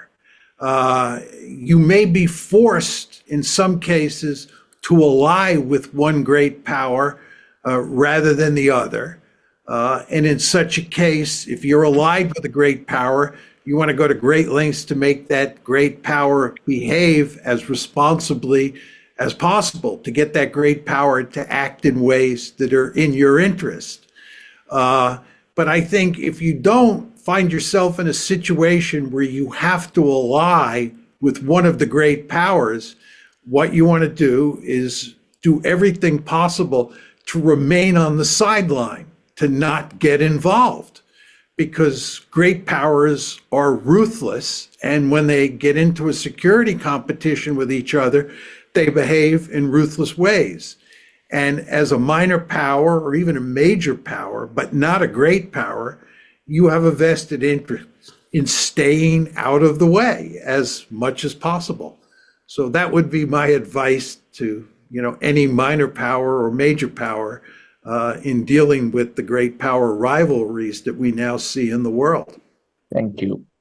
Maybe I would add some points only. I agree with this advice, and I think that small power and middle power, maybe they could become the key to the multipolarity, because on their art to have the balance, to not provoke great powers, to not let to be used by great powers as a tool, as an object. From that depends the global balance. So I think that small and middle powers could play in constructing, in the process of constructing multipolar world, very important role as a kind of setters of some balances on the regional levels. For example, Nepal as the country tries to combine interest of the great China and great India in this region. So Ukraine could be a real bridge, a real and very important and powerful small power or middle power in establishing the geopolitical balance between Eurasia, Russia, and the Europe. But when you, or the same, the reason of color revolutions of the post-Soviet space is precisely the same, to use these small and not really sovereign powers to serve, to make them serve to one of the powers, of the superpowers, and after that to sacrifice them, to get them away because they are not the real subjects. And the agreements were there, they are nothing in eyes of the superpowers. So you could easily to get them out, to throw them out into the trash because they are not subject. If you really master of the global politics, being small and being middle-sized, you could play very important role in defining the main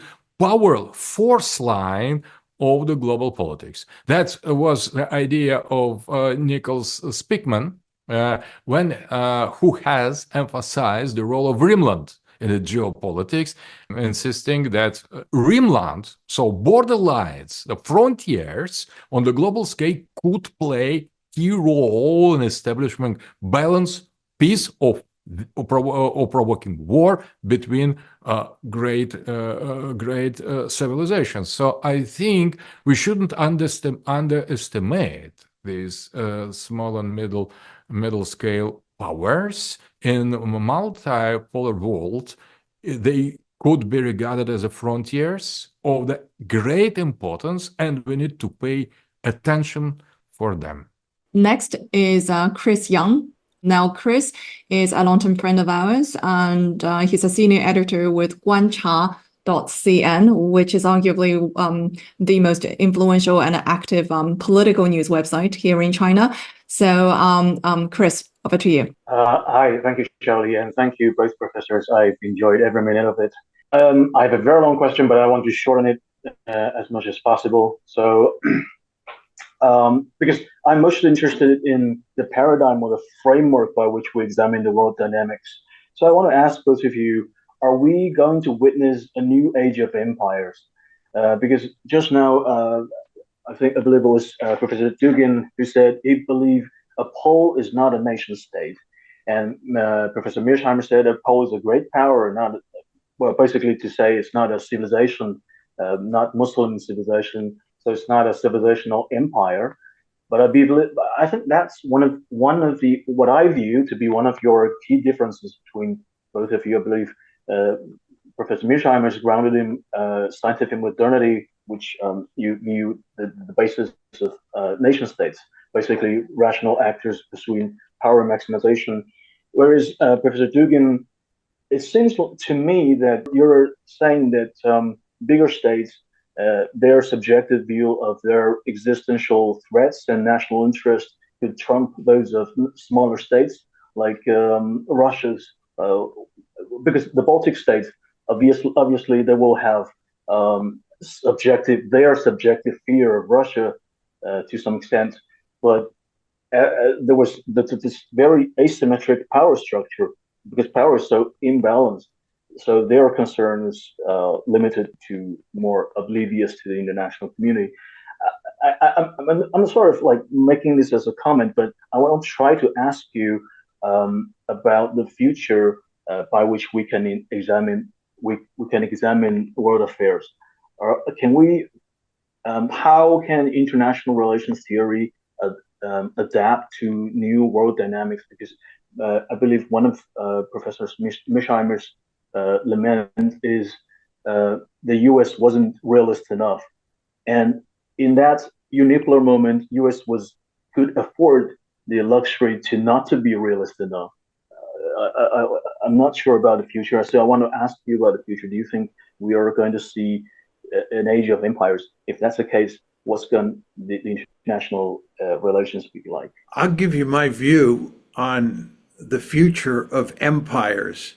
And of course, a lot depends on how you define an empire. In my lexicon, in my understanding of international politics, an empire is when a particular country controls the territory of controls large chunks of territory in other areas of the world. We once had a British Empire, we once had a French Empire, a Belgian Empire. There was once an Ottoman Empire. If you look at Turkey today, that Turkey, when it was the Ottoman Empire, controlled almost all of the Middle East. And indeed, that Ottoman Empire extended up into southeastern Europe. Those were empires. The Austro-Hungarian Empire is another example. In my opinion, empires are no more, and there are not going to be any more empires. This is not to say there are not powerful states in the system, great powers like the United States that have huge influence in Europe and in East Asia. I fully understand that. But that's not an empire in my understanding of the world. And the reason that all of those empires disappeared, the British Empire, the French Empire, the Austro-Hungarian Empire, they all disappeared because of nationalism. I believe that nationalism is the most powerful political ideology on the planet.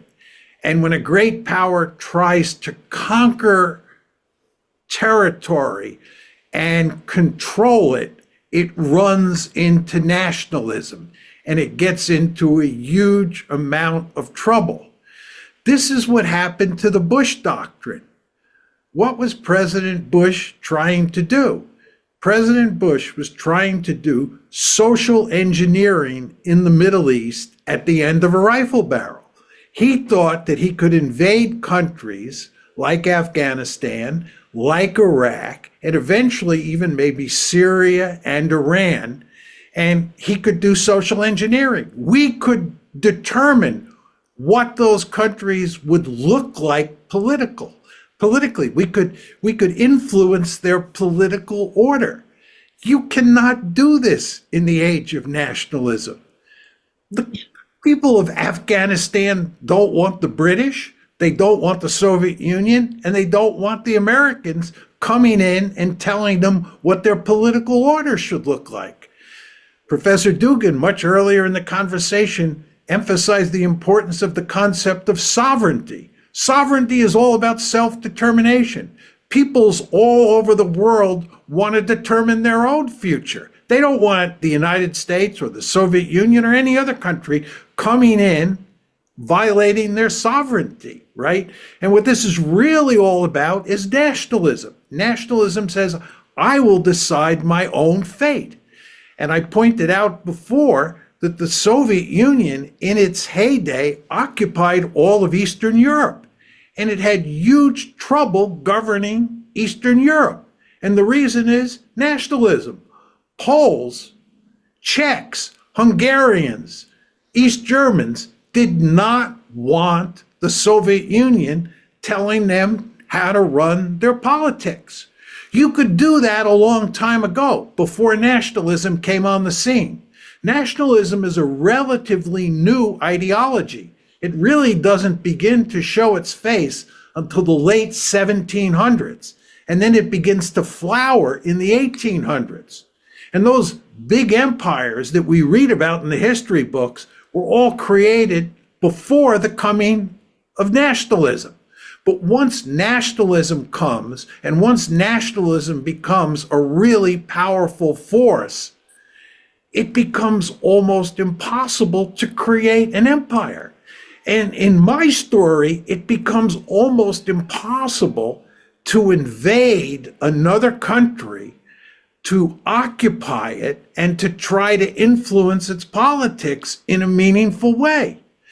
One last story on this. When I was young, I was in the American military between 1965 and 1975, which was coterminous with the Vietnam War. During that war, many people argued in the beginning that the Americans were fighting against communism. This was US liberal democracy, capitalism versus communism.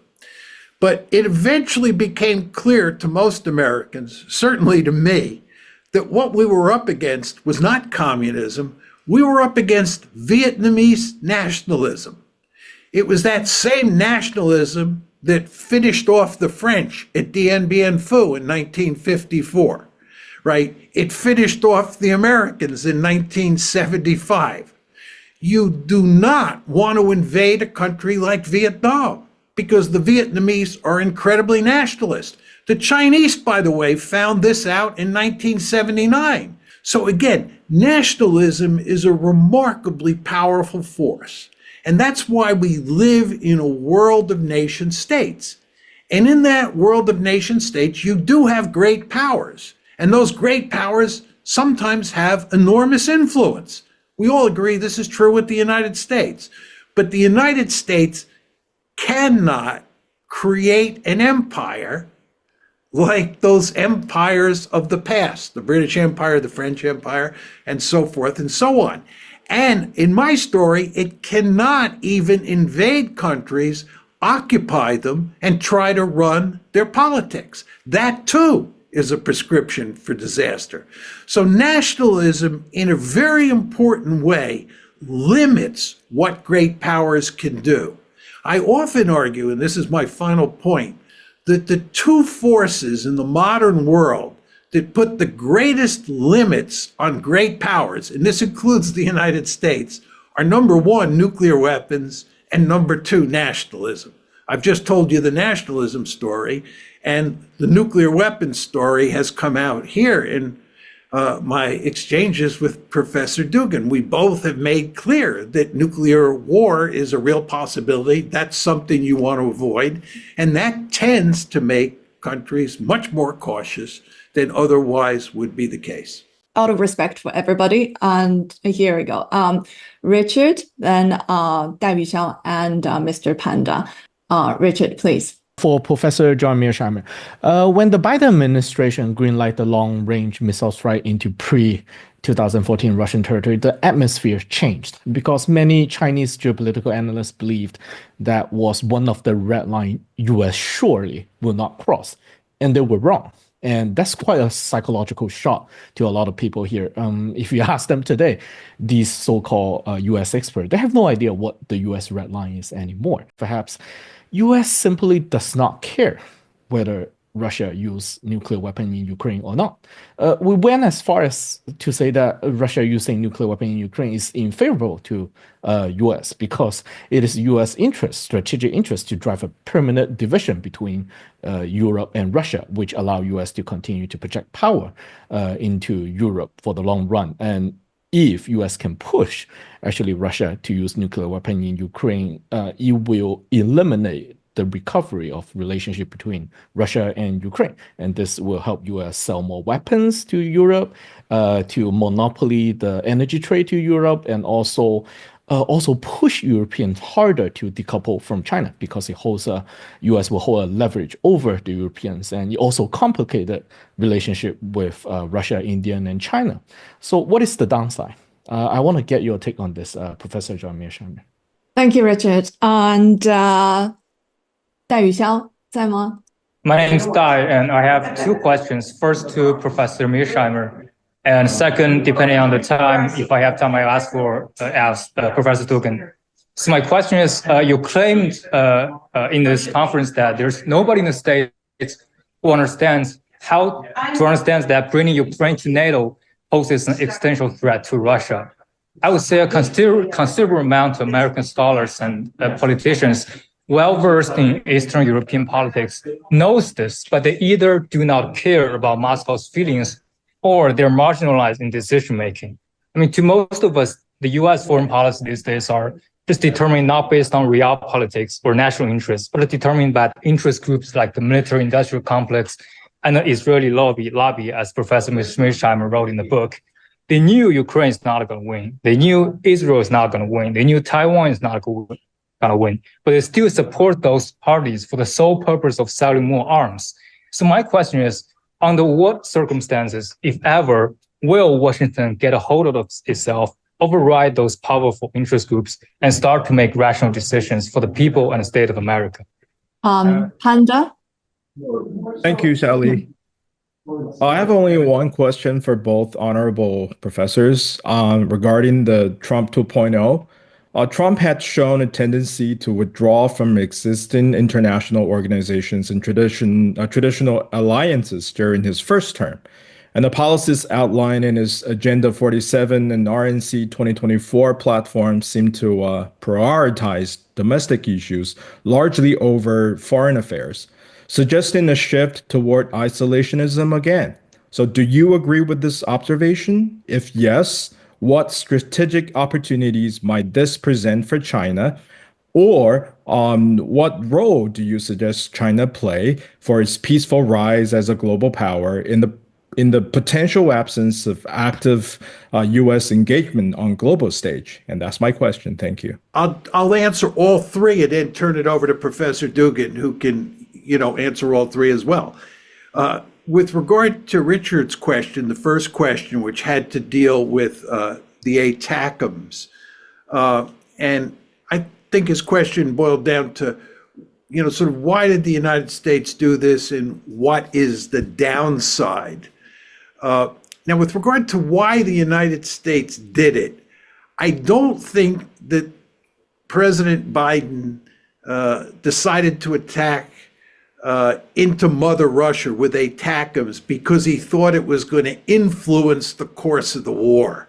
I think the Biden administration understands the ATACMs just don't matter that much in terms of influencing the course of the war. I think that President Biden is very concerned about the possibility that Ukraine may collapse on the battlefield before he leaves office. What President Biden wants is for Ukraine to lose the war on Donald Trump's watch, not on his watch. So I think that by using ATACMs, he thought that he could increase the chances on the margins that Ukraine will hang on until January 20th. Furthermore, I think Biden, once he leaves office, wants to be able to say, I did everything possible to help the Ukrainians. And giving them ATACMs or allowing them to use ATACMs to attack Mother Russia will allow him to say, after he's done being president, that he did everything possible to help the Ukrainians. He gave them everything they wanted. So I see this as basically a case of Biden protecting his own reputation. Because again, I don't think it's going to affect the outcome at all. Now, the second question on the ATACMS is, what is the downside? I actually think there's not much of a downside. I think it was a mistake to use the ATACMS. There's going to be some escalation, and I don't think that's good. But my view is that Putin has two goals. His first goal is to win on the battlefield, number one, and two, to avoid World War III with nuclear weapons. It's very important to understand that Putin has no interest in seeing this war escalate, and he has no interest in seeing nuclear weapons being used. Putin has an interest in winning the war against Ukraine and the West inside of Ukraine and getting a settlement that's favorable to Russia. And at the same time, again, avoiding a general thermonuclear war, or indeed any nuclear use. So, if you have a situation where these ATACMS don't matter very much, they don't matter very much in terms of what the outcome is going to be, and at the same time, Putin doesn't want to see this war escalate, I think that Putin will retaliate. He will escalate, but only in a minor way. He'll be very, I think, discreet, very careful in how he escalates, because it's in his interest to be very careful. So I don't think there's much of a downside here to these ATACMS being used, because again, they're not very effective. Second big question was people must know that I'm right. There must be a lot of people in the West who agree with me and Professor Dugin that Ukraine and NATO is an existential threat, and what's happening on the battlefield is as we describe.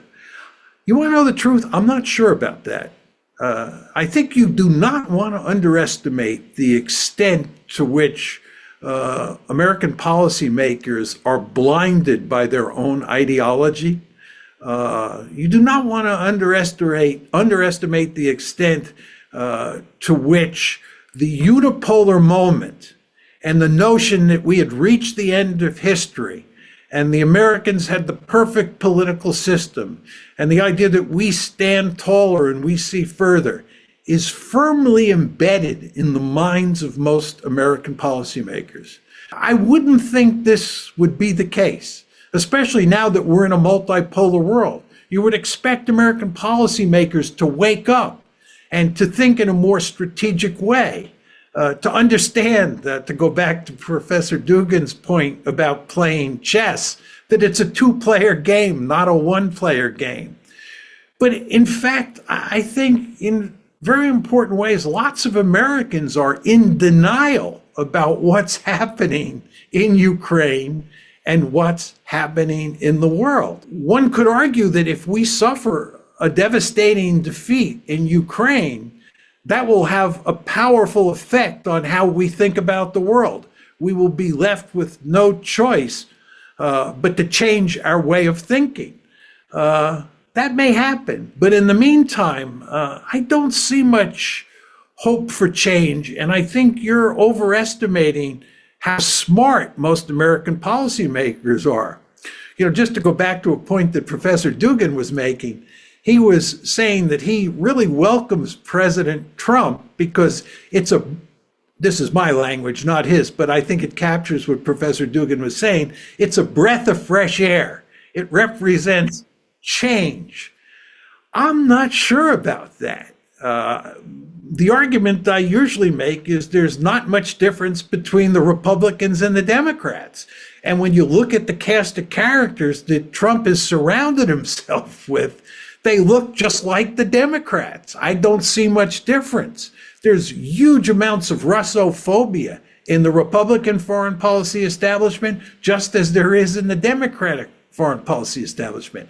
Now, I think where Professor Dugin is correct is I think Trump himself is a breath of fresh air in the sense that Trump wants to break with that mindset.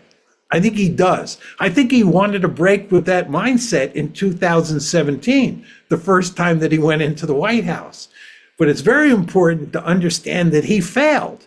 And he failed because he's embedded in the foreign policy establishment of the United States, which has this sort of reigning worldview that privileges us over everybody else. And my great concern is that that foreign policy establishment will dominate Trump again.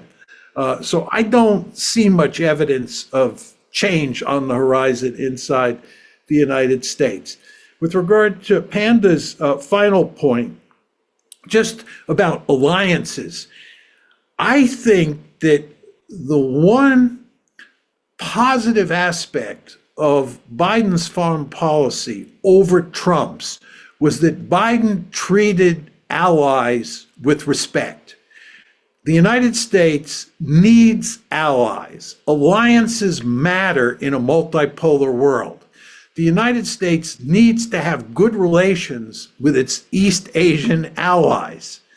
And Trump has a tendency, a powerful tendency, to want to slap allies around. He wants to slap tariffs on allies every bit as much as he wants to slap them on neutral states or adversaries. So I think the United States could have some problems moving forward in crafting alliances in East Asia and in other places around the world because of how President Trump treats allies. So I think that's a real problem. My final point has to do with isolationism. There is no threat of isolationism in the United States. The American foreign policy elite in the Republican Party and in the Democratic Party is filled with people who want to run the world. They're people who want to tell China and Russia what their politics should look like. These are people who believe we are the indispensable nation. There are hardly any people in the American foreign policy establishment who don't believe that we're the indispensable nation, that we stand taller, we see further. We have a right, we have a responsibility, and we have the power to interfere in the politics of every country on the planet. This is the way the American foreign policy elite thinks. And when I hear people talking about isolationism, the United States pulling out of Europe, pulling out of East Asia, pulling out of the Middle East, coming back to the Western Hemisphere, creating Fortress America, this is not serious commentary, right? This is, talk about Donald Trump being an isolationist is just empty rhetoric that's designed to smear Trump and make it look like Trump is a troglodyte, that Trump is a fool, that Trump doesn't know what he's doing. He's an isolationist. He thinks this is 1938. That's not what Trump is thinking. But even if Trump is thinking that, he is surrounded by people who are anything but isolationists. So I wouldn't worry about isolationism, but I do think the whole matter of alliances and how Trump deals with our allies is a matter of great concern. That's my commentary on those three excellent questions. Thank you, Professor Dugin.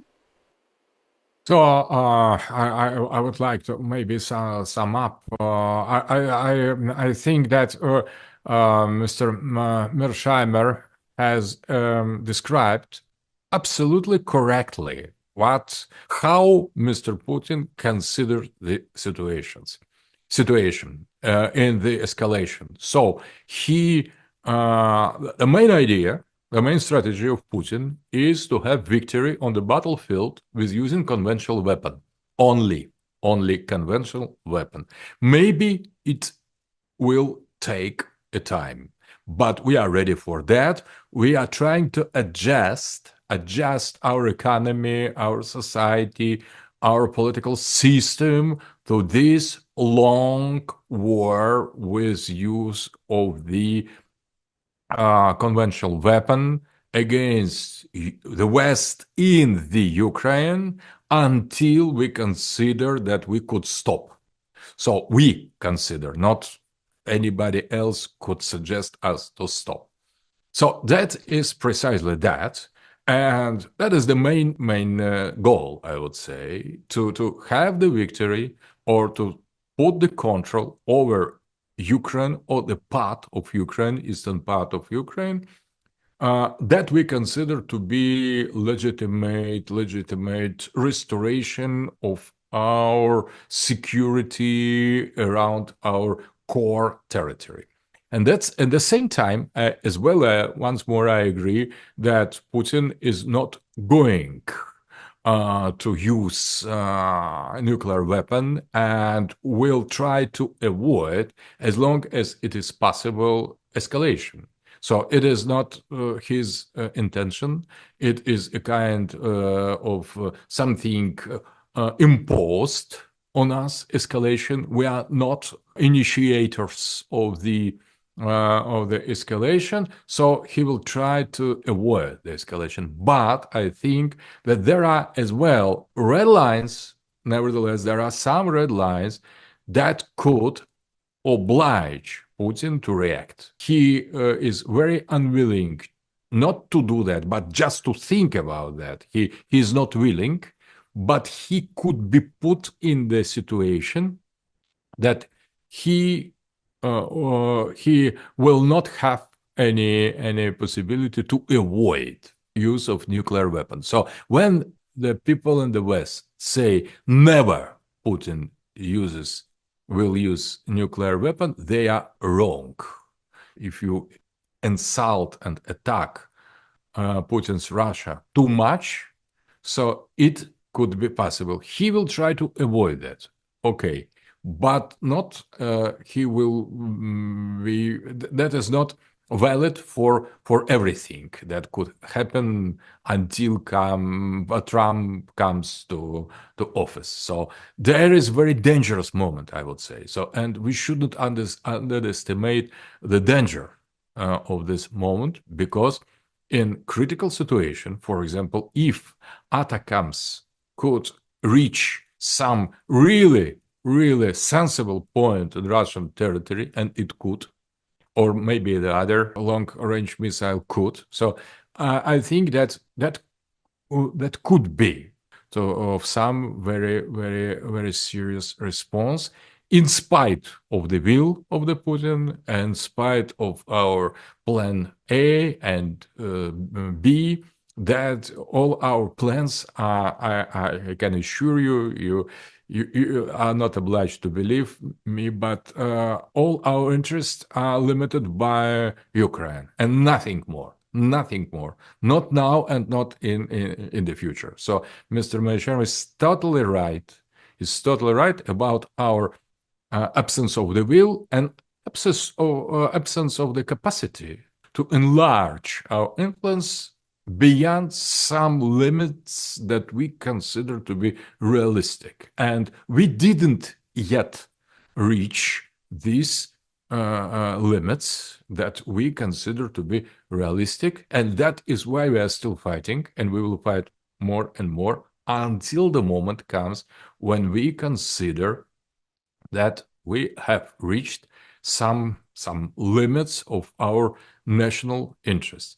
And trying to avoid the nuclear escalation. So that is totally correct description of the situation. It is out of the main concept of the Western experts, and that is why situation is so dangerous. Only few people in the West understand what Russia is. So there is a kind of exaggeration in both senses. So the part of the people thinks the Russia is too weak and you could treat us as you want, or the Russia is too mad, in despair to make some incredible aggressive steps. Both understandings are wrong. Russia is guided by some very realist calculation, more or less in the tune with what Mr. Meishamer correctly have said today. That is, I think it's unique case of the deep understanding of what we are. and what we want, to say the truth. And about Trump, I agree that that is anything that is only the chance, and we should not underestimate the influence of the inertia in the political establishment of the U.S. But if you consider, for example, very interesting point, Trump, number one, his first term of presidency, you could say, oh, that is just casual. That is just some short circuit. So there's something, the computer is stoned. So that is just a casual event that could not be explained. That has no serious impact. That is just some failure of the system. But second term of Trump, it is the serious sign for anybody, for everybody in the United States, including deep state persons and guys in the politics, in the Republican Party, in the White House, in the administration, in among Democrats as well, that Trump is anything but something casual. So that is serious, that is tendency. Trump, the second election of Mr. Trump is the sign of logic, nature, and consequences. So that is the invitation to reconsider American politics, inner politics, and foreign politics seriously. If American people has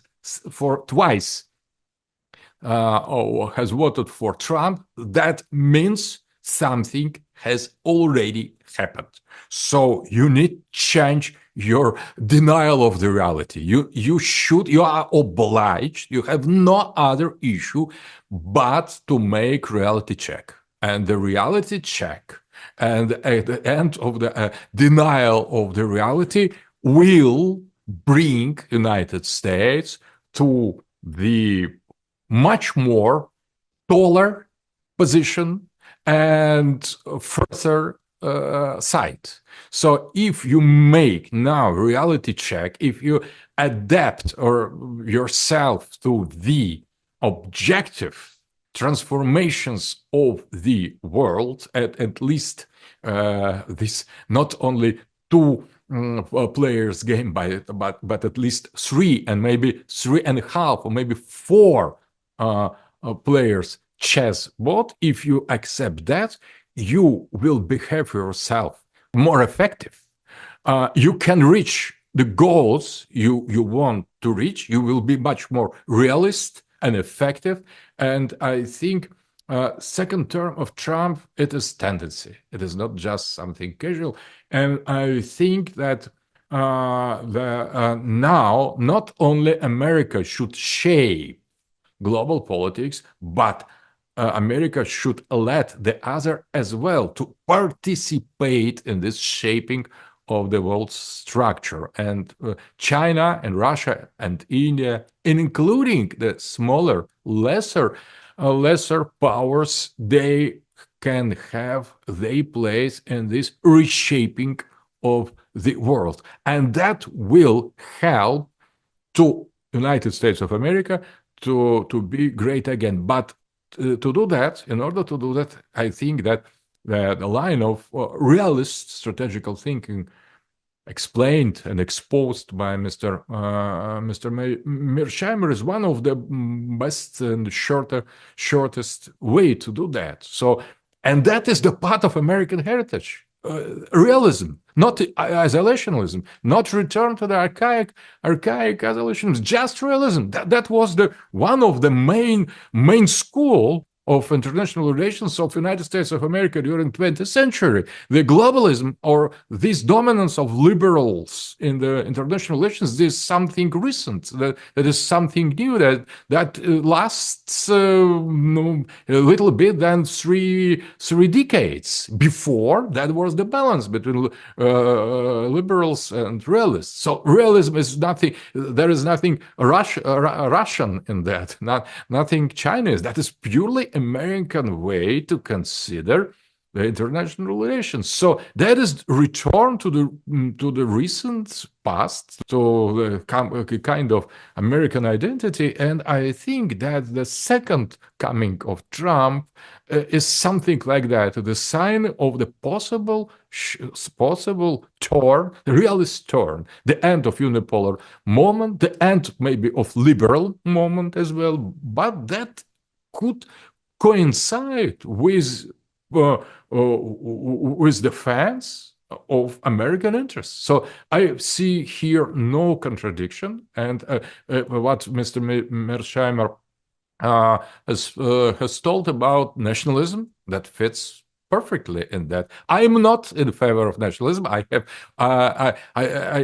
could say much more words about empire, because I'm in favor of empire. I don't agree that empire means necessarily colonies outside of the seas, but that is a totally different topic. But the main idea that nationalism matters in modern world, it is obvious. That is just reality check, and it's very pertinent remark and observations and theoretical points.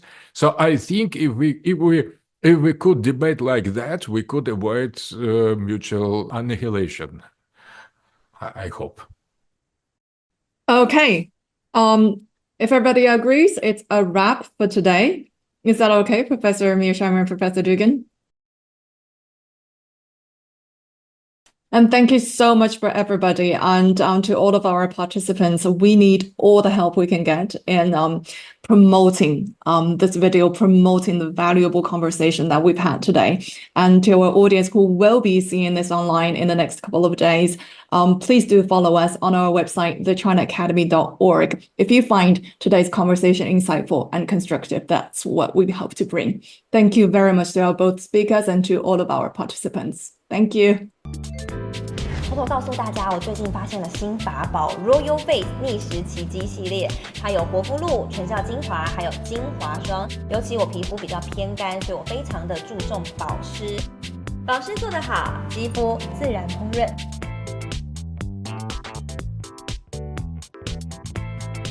提亮肤色更年轻，抚平皱纹超有感，而且气色变好。用心保养，每天都更美一点。